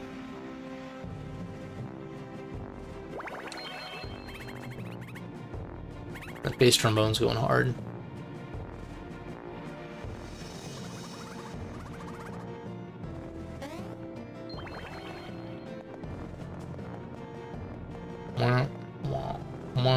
Well, here lies a hero of buffness, Muscle Lord Benchor. Amid the sweaty furor of the bodybuilding siege, Benchor alone kept both his wits and his reps. Prone on the battlefield, he pressed all who tried to cross the field into the vault of the sky. Like an angry gym deity, he kept his core taut as he lifted foes skyward, earthward, skyward. Here he lies for eternity, the earth a damp bench from which he will never again rise. Damn. Rip mans. Oh my god. It's funny. We have new gear here? Probably not. Nope. Or wait. Yes. Never mind. Okay, so the inventories are not stacked. It does depend on location, I guess. Restore some of your HP when you deal damage. Plus a 12-point buff? Yeah, what a monument, literally. A true hero. Sometimes ends the turn of damaged enemies. That seems really fucking good, actually. Even if it's low odds, it's like... being able to do some SMT shit. Canceling your foe's turns and stuff. I like that.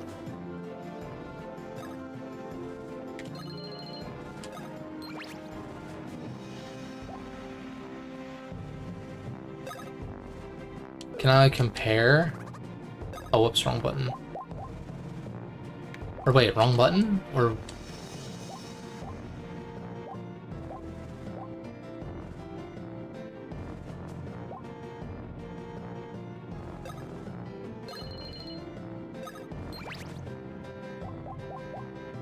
oh shit, I'm like out of coins. Oh my god.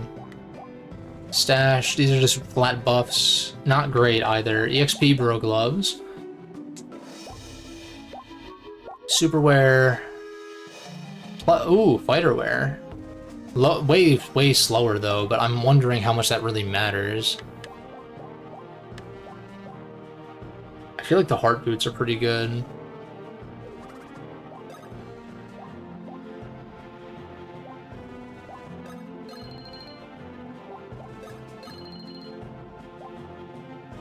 Oh, this is another one. Okay.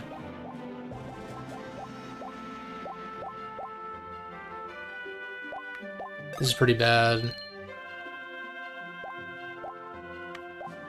Yeah, I'm just gonna go with the higher damage stuff. Cozy wear, payback, expert. Perfect pow, no reason to sell that.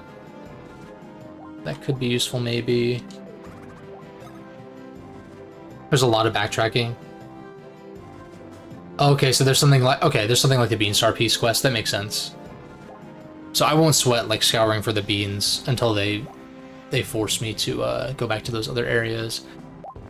Now with the limited coins that I have, this might be the first game where I feel like I'm short on coins. Which is kind of, I like that though. You have to actually make choices as far as what you're gonna buy. Plus 6 defense, plus 20 power is insane. And I'm like, the speed thing...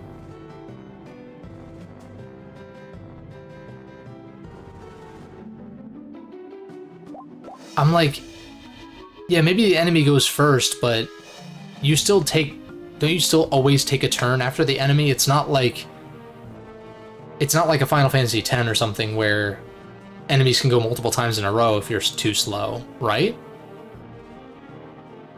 So isn't this just, like, isn't speed kind of just arbitrary in these games, or am I misunderstanding how that works?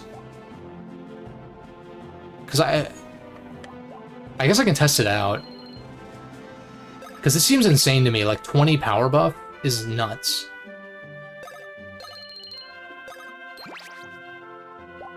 But maybe I'll keep my current other wear as backup just in case the speed thing is a problem.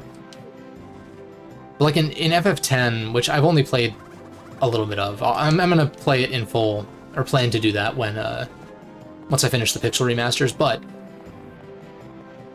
point being, the turn order in that game is like it'll shift depending on what actions you take and stuff. Like certain actions have certain priorities and stuff. It's kind of like Legends Arceus also. Like Legends Arceus kind of stole that, or I guess great artists steal, right? But it borrows that same priority kind of system in some sense, the turn order. But it seems like in these games, it's always like, enemy goes, you go, enemy goes, you go, or vice versa, right? Or enemy goes, Mario goes, Luigi goes, and it's always one turn each. But if it's not like that, and enemies can get multiple turns if you're way slower than them, then that's something different.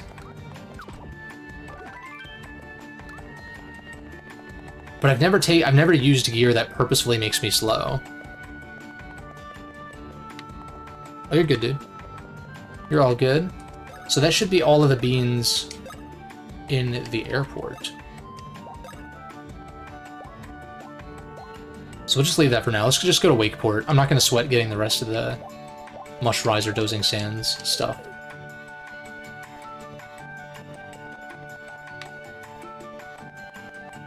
Although, didn't the Elder say to go back to him for rewards? For rescuing the Pilo people? In which case, I should go and talk to him. For real, though. I guess we're doing this, though. 95 is heinous. Oh my god. Well, and also, in addition to the speed thing, like, in a game where you can counterattack and deal damage, it's actually not the worst thing ever when the enemy takes their turn. Especially when you have an insane power buff. Like, that gear that I just bought seems extremely overpowered. I've played many Final Fantasy games, yes. I'm currently making my way through 5 for the first time, but once I'm done with 5, I've played 1 through 9. All the way through. Some of them multiple times. Like 4 I've played twice. 6 I'm gonna play for a second time. And 9 I've played twice as well. 8 I mostly played twice, and then 7 I've started a lot, but I've only finished it once. And then 10 I played like the first 5 or 10 hours or something of it a few years ago. Also, I keep forgetting, I played 15 and 7 Remake as well. Which one would be the easiest for a beginner to play? I think the Pixel remasters are a good place to start. Maybe not with the first one. Although I know it's cheaper to buy them all in a bundle. They're all good. I would say Final Fantasy IV is a good starting point. I think that's kind of a pretty common sentiment.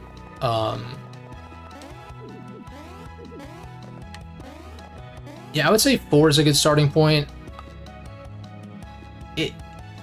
If you're like new to the series and don't have a lot of tolerance for like older school kinds of stuff, you chose 7. I think 7 is a decent starting point. I just think it just depends on like one's tolerance for like graphics, I guess, in particular, because you just never know how people feel about that kind of thing. But no, 7's good. 7's real good. It's like the most popular one for a reason. It's not my favorite, but I would say that's a good starting point. That's the first traditional Final Fantasy I played, because I played FF15 when that came out, because that was on Xbox, which I was playing on at the time. And then... oh, there's a bean right there. But then it wasn't until a few years later that I would play... I played 7, and that was like the first non-action Final Fantasy I played. Graphics are fine with. 7 is easy. In my experience, 7 is like very easy. Especially if you make the most out of... not even the most. If you utilize the materia system, even in its most basic way, you'll be fine, I think. Like, there might be times where you need to grind, depending on like how many battles you're fighting and stuff, but if you're playing the remaster, there are like speed up. There is a speed up thing, so you can speed up grinding and all that kind of stuff.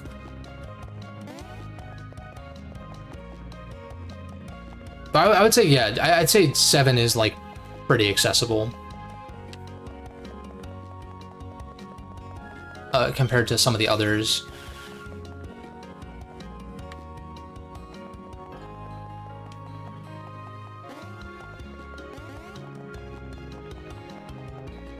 Because they're all a little bit different, but I guess like the first...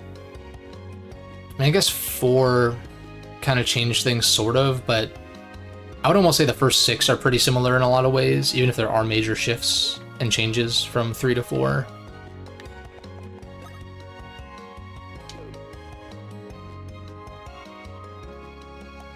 But then like 7, 8, and 9 are pretty distinct, systems-wise.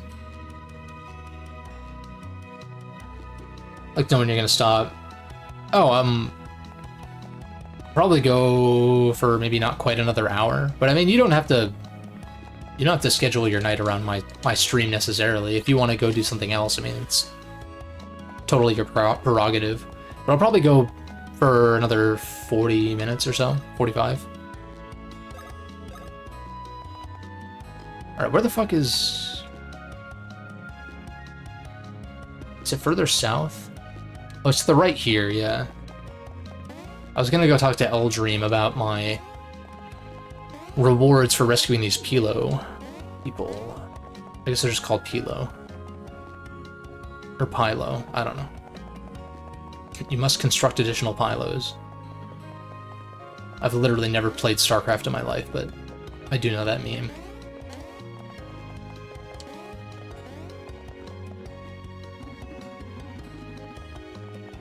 Wait. Rescued Pilos, okay. 15.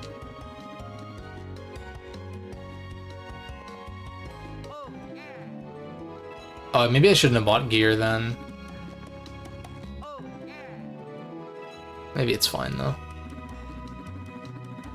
Save 18, okay.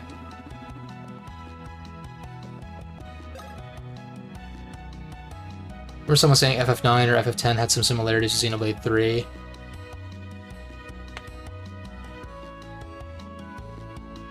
Interesting.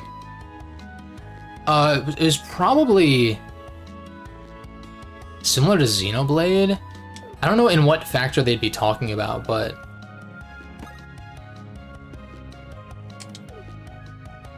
wait, let me see what this birthday hammer is. Why does it take so long to back out of that menu? Like, 7 Remake kind of has a hybrid system of where you're issuing commands but also attacking regularly. I guess Remake and Rebirth.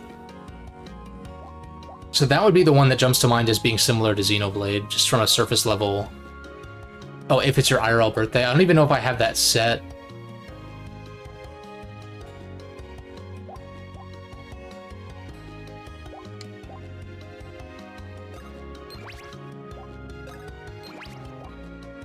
Increases your striking power by 400% on the day of your birth. Interesting. Yeah, I don't even know if I have that set in Citra. But it's definitely not my birthday.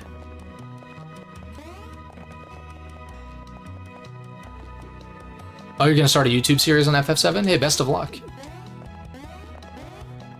Best of luck. I remember I actually did stream FF7 back on Twitch when I was doing that. Back in the year of our Lord 2020. Everyone's favorite, but I think it was 2020. I'm pretty sure it was. Totally cheese the date. Yeah, I'd have to see. I bet that's something you can just set in the settings for Citra. I think I'll just leave it as is for now. How do I get... Oh, right, so it's from the entrance. I know I've been kind of wandering a lot, but...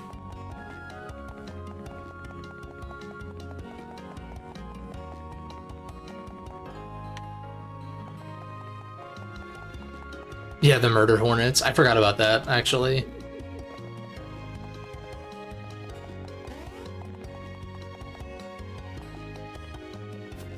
Yeah, I remember, because I streamed, I think all of FF7, and then I streamed most of FF8, and then I burnt out and, like, stopped, and then I played FF9 off stream, which I think was to my benefit, because 9 is great.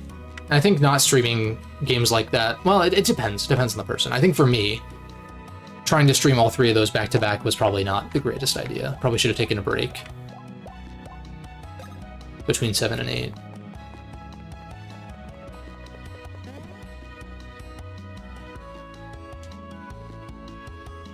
Yeah.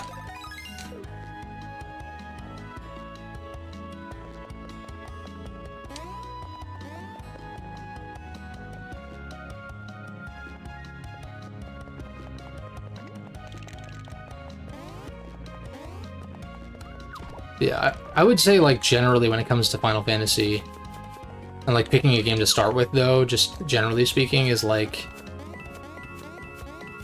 I guess like looking into them to varying degrees, because there are like videos out there that'll give you like just like a brief overview of like this game's about this and the systems work like that, like just kind of a vague overview, and you pick one that most intrigues you from there.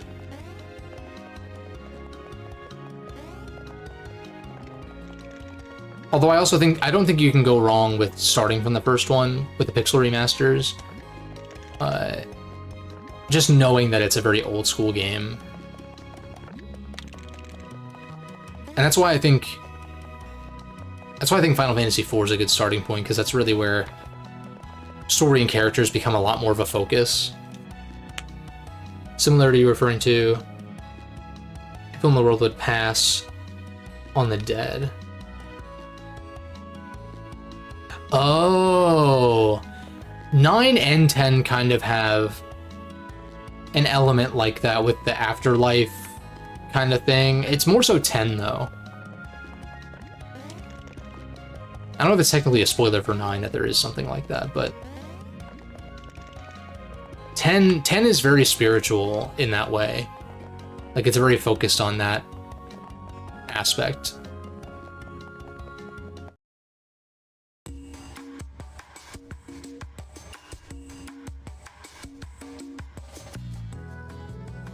Yeah, I mean, I've heard the story for the Xenoblade games is pretty wild.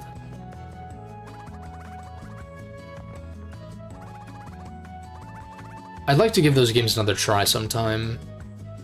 Maybe if Nintendo's next piece of hardware is actually decent, then I would be way more incentivized to play more Nintendo exclusives. Because I just pass on a lot of stuff because I don't really want to play on the Switch. But also I've tried Xenoblade, and I've talked about it a lot before, about just not really clicking with the combat, although I understand that it gets better from game to game, and so... But it's like, you have to play the... Like, I'm not going to skip the first one just because the combat's a little bit rough around the edges, you know? The main thing I think for me is just... I think if I skipped the side quests or just kind of picked them up but didn't sweat doing them, I would be progressing, like I would progress a little bit faster and, you know, get to the good stuff a little bit quicker. Yeah, you'll still be fine. I mean, I've done that kind of stuff in the past where I've watched videos about that are like spoilery on games that I hadn't played at the time. And then I went on to play them years later, and it was fine. It can sometimes be more impactful, like actually experiencing it for yourself.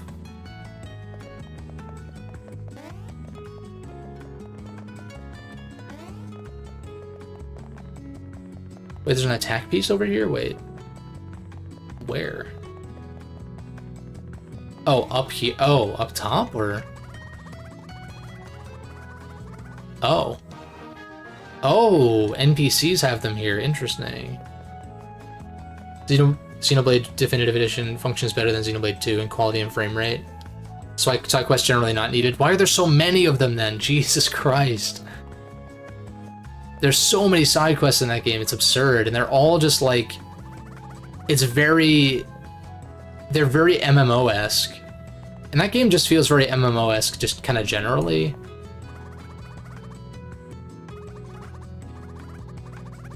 Oh, I see. So this is how we get this attack piece. Yeah, there's like so many fucking superfluous... Wait, did I not?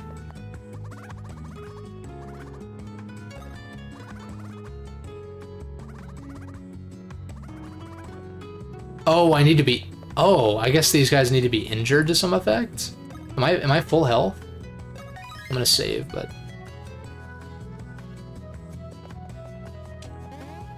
Yeah, the side quests in Xenoblade 1 are just like fucking checklists. Which I guess you're intended to like pick them up and then just naturally just chip away at them, but like, why structure it like that? Why not just have that be like some kind of built-in achievement system or something? Kind of similar to the expert challenges in this game, in fact. Or it's just a natural system where it's like, kill X number of enemies, kill this enemy. Instead of making it something you have to accept and present it as a side quest, you know?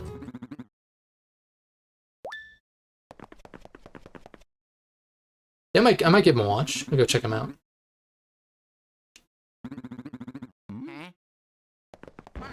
Oh. It's... Look who it is.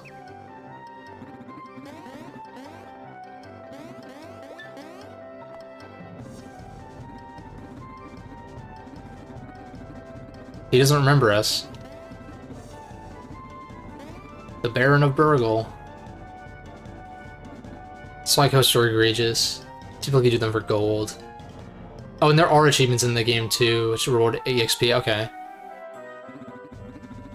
Yeah, it just seems like there's a lot that just doesn't need to be there. But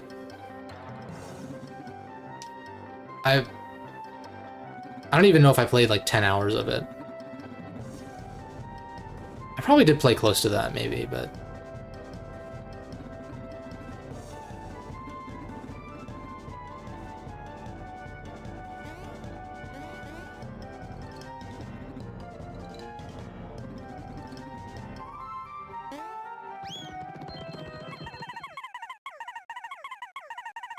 I don't like that there's not even any reference. Like Poppo could at least... I know they don't want to alienate new players, but Poppo could at least be like, oh no, not you two, and then kind of play it cool and just pretend.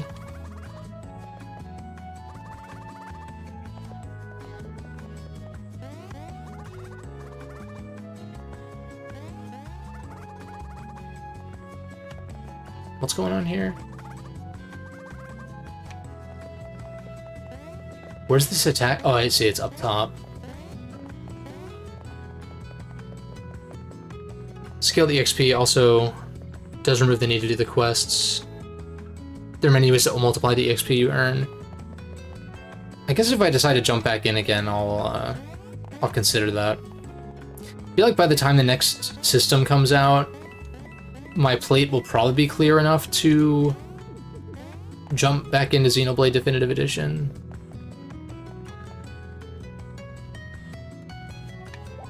Seems pretty epic. Alright, I don't really care. This is all lore stuff. I'm not gonna sit down and read this right now.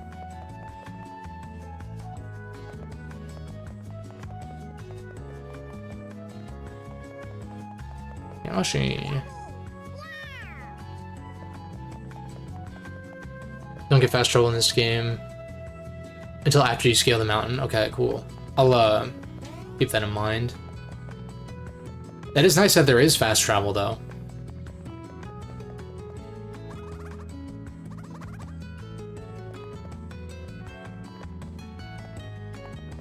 Okay, so I guess I probably can't... Oh, no, I can. Oh, no, but I can't jump up. Okay. So this is for later, I suppose.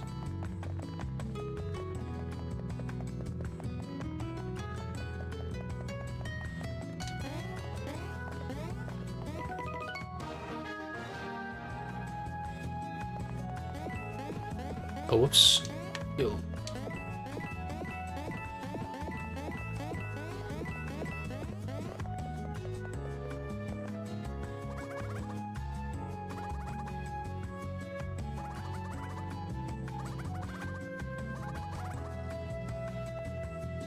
Yeah, we'll need a high jump. Side quests in Xenoblade 2 have so many steps. Do you recommend doing side content in Xenoblade 3? That's good to know. So, like, the side quests in Xenoblade 3 are actually worth doing. It sounds like.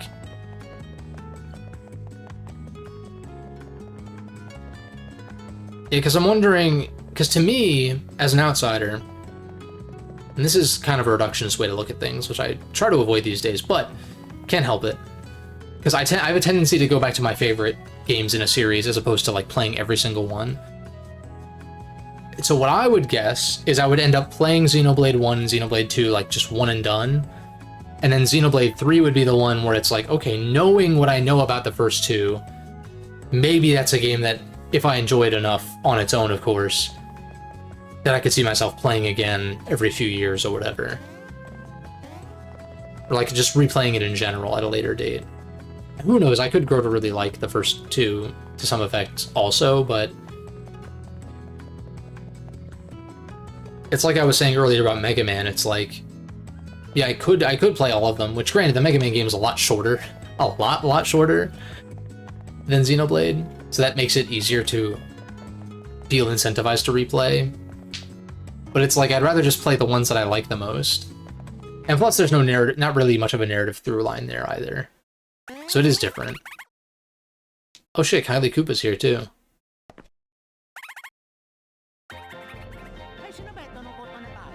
So this really is a celebration game in some ways. This is like I mean, it is a 10-year anniversary game for the series. So understandable. Yeah, but we already met you. I don't like this. This is some Tears of the Kingdom shit. Except maybe less egregious because these games are maybe not as intimately connected as Breath of the Wild and Tears of the Kingdom, but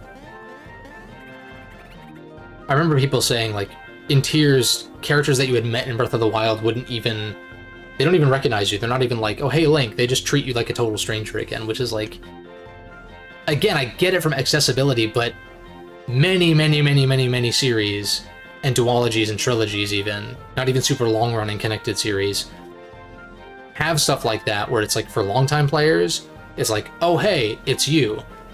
Battle Network 5 comes to mind. It's like, oh, Princess Pride, we know you from Battle Network 2. Or like, there's other examples in BN5, but it's like, when I was a kid, I played BN5 without having played BN2, and I was just like, oh, I guess they know each other. Like, it didn't bother me, it didn't make me feel left out of the loop. So like, oh, not that any devs are watching this, but it's like, always include that shit. Like, always include references if there are direct connections and relationships there. Oh, but it seems like they recognize her maybe, but she's like, I've taken on so many jobs that I can't remember who I've ran into. That's fair, I guess. Busy as a beaver. Can you choose a better choice of words?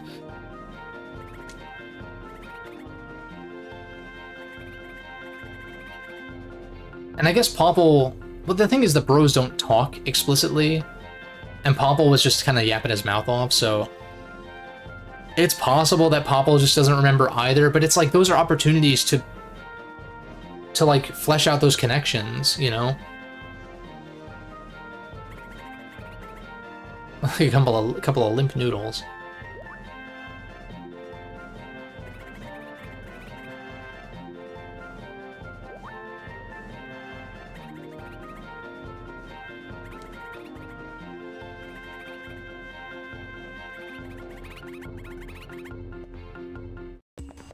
I'm also very intrigued by the fact that this game is a hard mode. I think that's very cool. Pokemon Black and White 2 vibes in that regard. It's like the one game in the series with difficulty modes. It's so crazy that, oh man, don't get me started on Pokemon, man. I'm doing it to myself, but it's like, ugh. I hope ZA is good. I really do.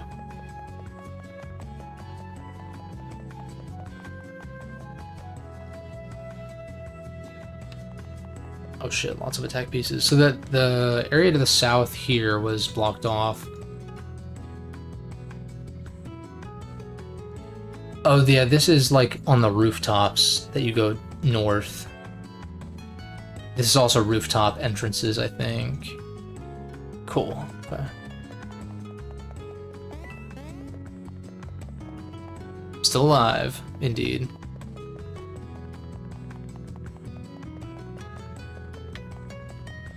Oh, still alive. I thought you said still alive, and I was like, yep, still alive. Cue the Portal 2, cue the GLaDOS song or whatever.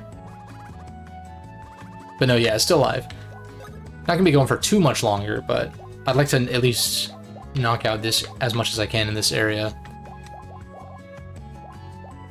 I feel like we're okay on items for now, especially because I'm so short on cash.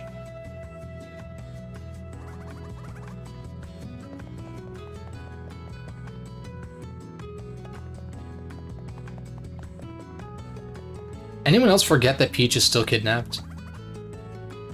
Or wait, no, she's not. Wait, they let her go. Never mind.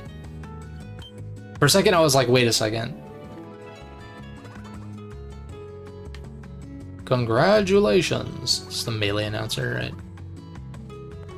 Her voice just changes immediately to the Melee announcer. Congratulations. Bowser. Luigi. Mario. Just classic. And then of course like the meme like the Ganondorf. Yeah, Peach is in this game? Oh yeah, right. Yeah, I think she's just chilling at the castle or whatever. The museum.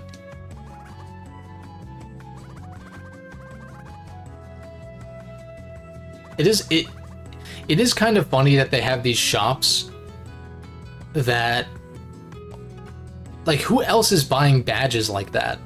Like, these establishments exist, but like Mario and Luigi are the only customers. It's kind of funny that they're poking fun at that. We'll say the maps here are more expansive than you thought. Yeah, it seems like they're dense. Like each room, if you want to call them that, like kind of has a lot going on.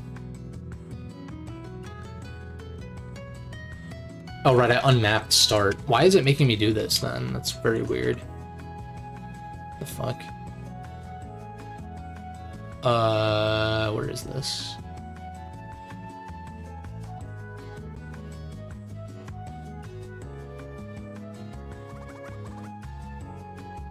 I guess... Oh, you know what I guess... no, I like having it mapped to the touchscreen, though.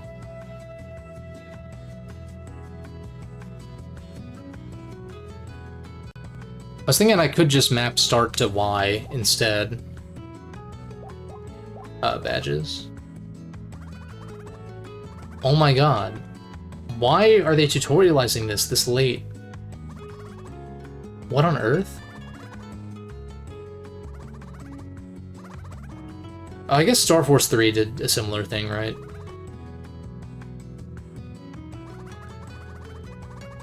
There's like some system in Star Force 3 that I ended up figuring out before they even explained it. Maybe several. Which is fine, it's just like...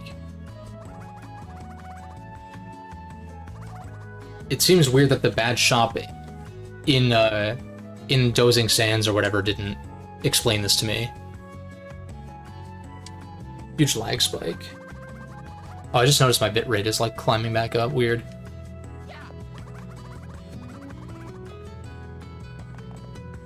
YouTube is usually pretty good about not cutting out stuff though, which is good. Like even if it lags or disconnects, it's like the stream VOD will just kind of pick up where it left off. Like when I was streaming Twilight Princess and what's it called? The power went out. I did lose progress and had to redo a bunch of shit, but... Oh, wait, whoops. Yeah, I did have to redo a bunch of shit, but, the VOD just continued. Like, I just turned my computer back on when I could, and then the stream was still going, technically.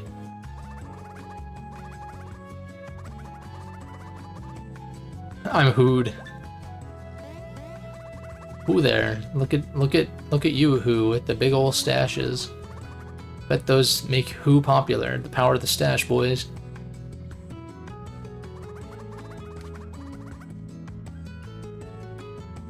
Try Zelda speedrun someday. Get Breath of the Wild in an hour and 15. It's kind of impressive. I know you can go straight to Ganondorf, but... See, the thing is, though... With most Zelda games, like... Oh, this is the trade quest? Okay. Remember when you were watching the TV VODs? It was like right as I hit a loading screen, too.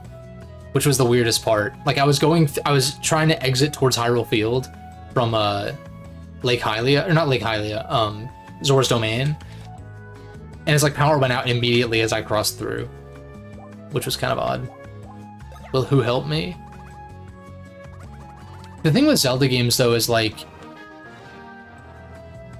I feel like with most games... Or I should say...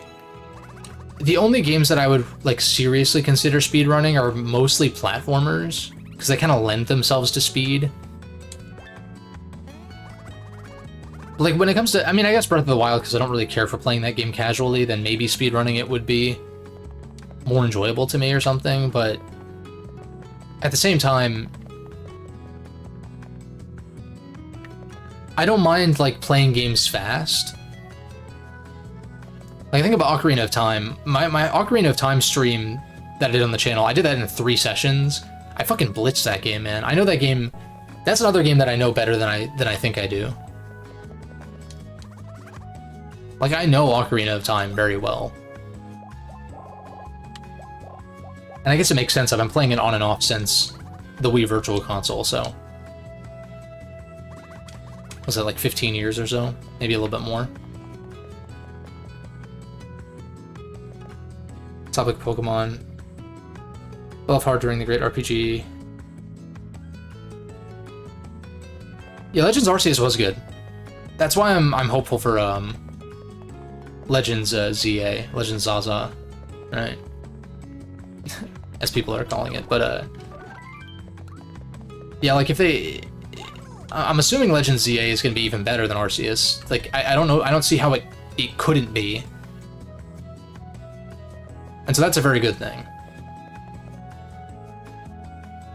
Never got past Kakariko Village in Ocarina of Time. That's probably when you have to go to the castle to meet young Zelda. It's a little bit confusing, like between the Deku Tree and Dodongo's Cavern, I guess can be confusing if you're not familiar with what to do. I played Sea of Stars. I did play Sea of Stars. I 100%ed it, in fact. Got all the achievements in it. And I've kind of been very vocal about thinking that the story and characters in that game are just not very good. But it's a fun time. I had fun with it. I wouldn't have 100%ed it if I wasn't having fun, but it's got some issues.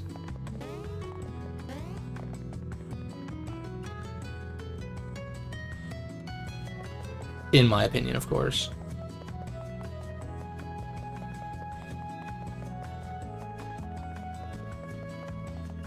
The Deku Tree.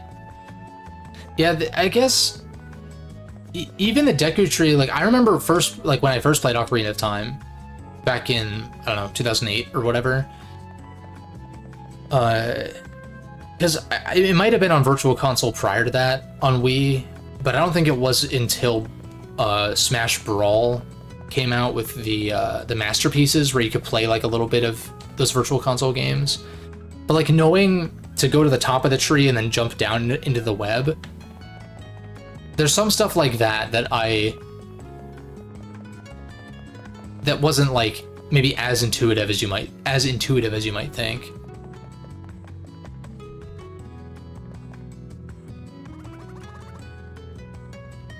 Gust released a remake. It's like a fan-made remake of the first Atelier game.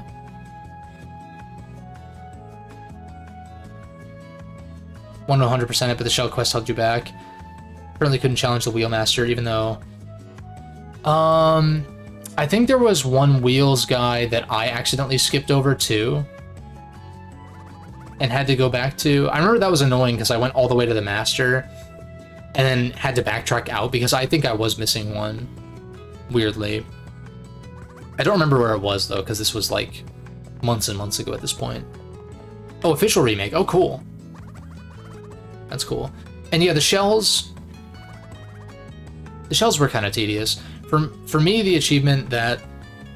Well, I guess if you're playing on Switch, then there's no achievements, but on like PC, like for the achievements, there was one where it's like beat 10 bosses with the like one-hit kill badge equipped or something, or some like debuff badge or whatever they call them.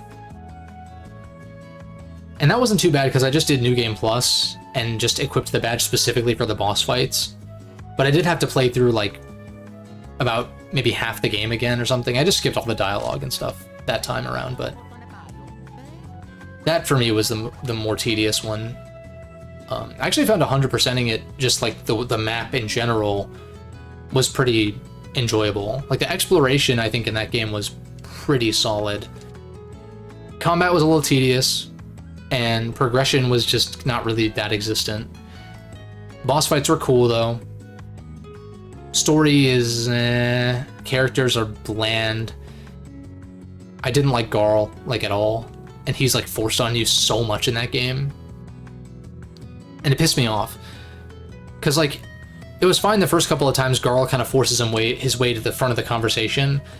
But then I remember when you're picking out the seashell, or when it's like, oh, you gotta pick out a seashell to go dive underwater.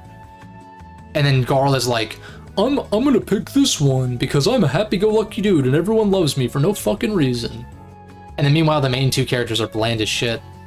Oh man. That's probably the most upsetting thing, is the characters in that game. What's his name, though? The sage guy was cool, though. What was his name? Shit. The dude with, like, the kind of turban and stuff like that. Yeah, but the thing is, like, with the twists regarding Garl, I didn't really feel it because I didn't like him as a character. And in fact, I thought the game benefited kind of heavily from him not being around for a good stretch of the game, too. I just wasn't super into it. I thought the writing was, like, not very good. It's mostly the dialogue to me. Structurally and, like, plot-wise, I can forgive that, I guess, but the dialogue in particular I just didn't think was very good.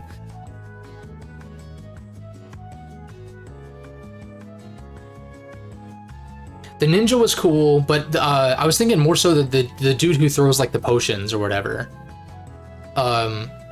It's Ra something, right? God, what was his name? He was cool, though. Or she, I don't know. I think it was ambiguous. Also, there's no voice acting, so how the fuck am I supposed to know? Have I tried Xenoblade?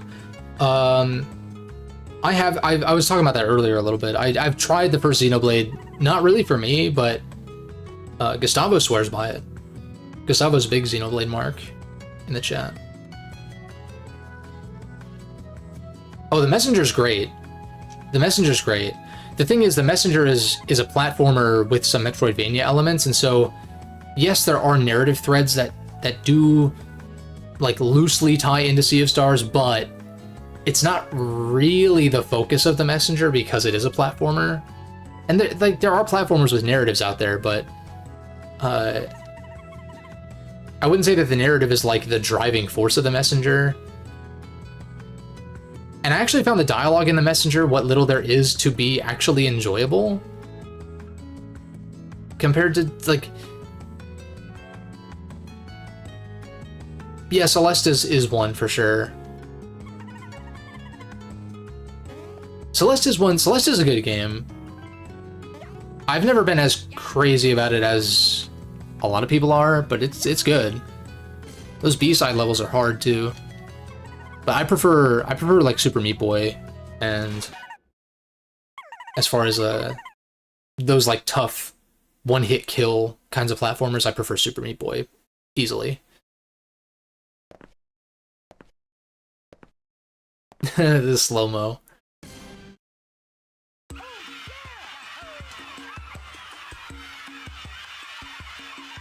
And I also found, like, the connections between the Messenger and Sea of Stars to be pretty half-baked. I know that's supposed to be fleshed out more in the DLC whenever that drops. And I get that, but...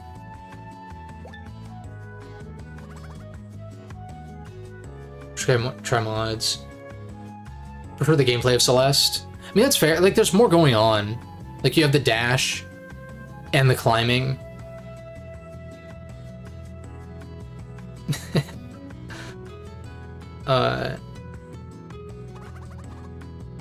If exploration is something you like to do, Xenoblade is a must-play.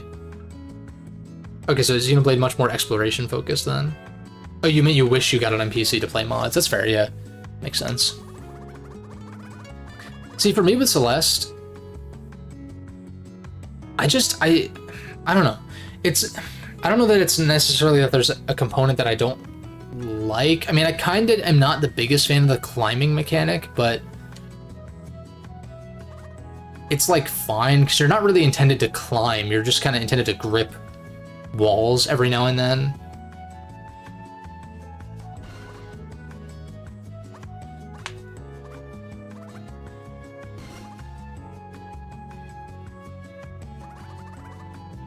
But that was one aspect that I felt was like, I'm not slandering, it's just like, I just didn't really like the climbing thing that much, but like when the game is good, it's great. Oh yeah, Hades is awesome. Hades is awesome. I can't wait for Hades 2. Although it's probably going to be early access to start, so I'll probably wait for the full release of Hades 2, but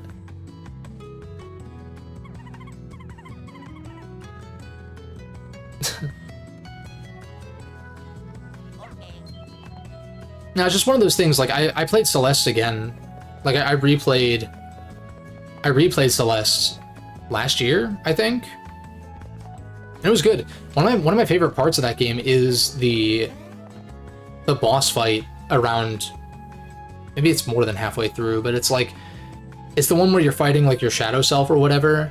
That shit's super fucking cool. And I wish there was more of that, honestly.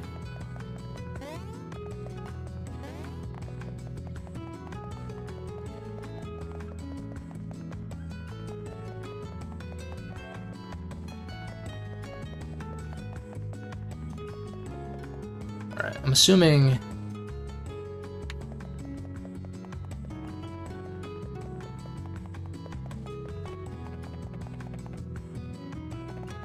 So we head south.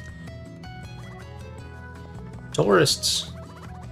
You're here for the tour of Mount Pajamaja, yes?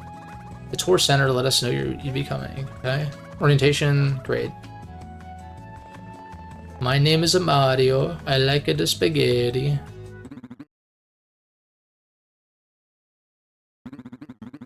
Muscle guide for the tour of Mount Pajamaja. I am younger massive, bro. I am called Little Massive.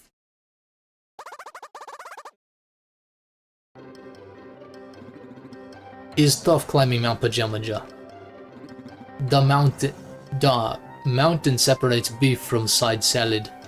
I can't maintain this accent. Let guard down on mountain and mountain crush you. Is only one true goal of tour. Live to beef again.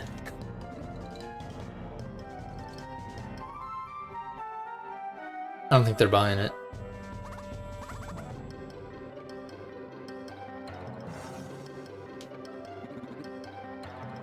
Yeah, I don't know if I can pull up a German accent, like, actually authentically. I don't think I can handle all the beef. Sorry, but I'm breaking out. The tour center didn't make it sound as hard as who. I'm hooing out. I don't want to risk my whoos on some cliff. Do I look beefy to you? They're literally beans. That's the funny part. I just thought I'd find yummy fruits on the mountain. So Mario and Luigi end up being his only what's it called? Sudden stomach ache. Can't hoo a mountain in this condition, who bad. Boo-hoo. No, you're good. Cutlets still want to climb Mount Pajamaja?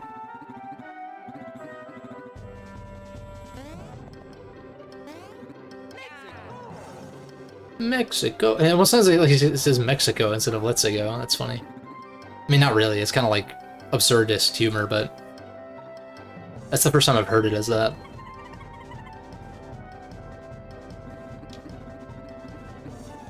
Tour usually run by me and brother, Big Massive, but I'm not finding him in any of usual places.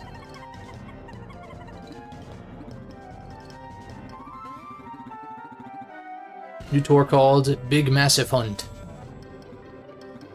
Extreme Beefing. Wakeport Tour.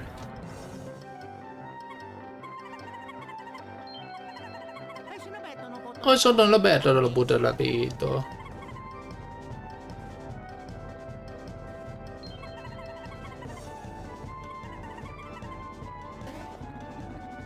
It's shameful. The East's big shopping district is place for buying things. I think this is a good stopping point, actually. Especially because the last couple of streams were a little bit on the longer side. But next time we'll do the Wakeport massive hunt or whatever, find his brother or whatever, and then do Mount Pajamaja, ideally, all in one go.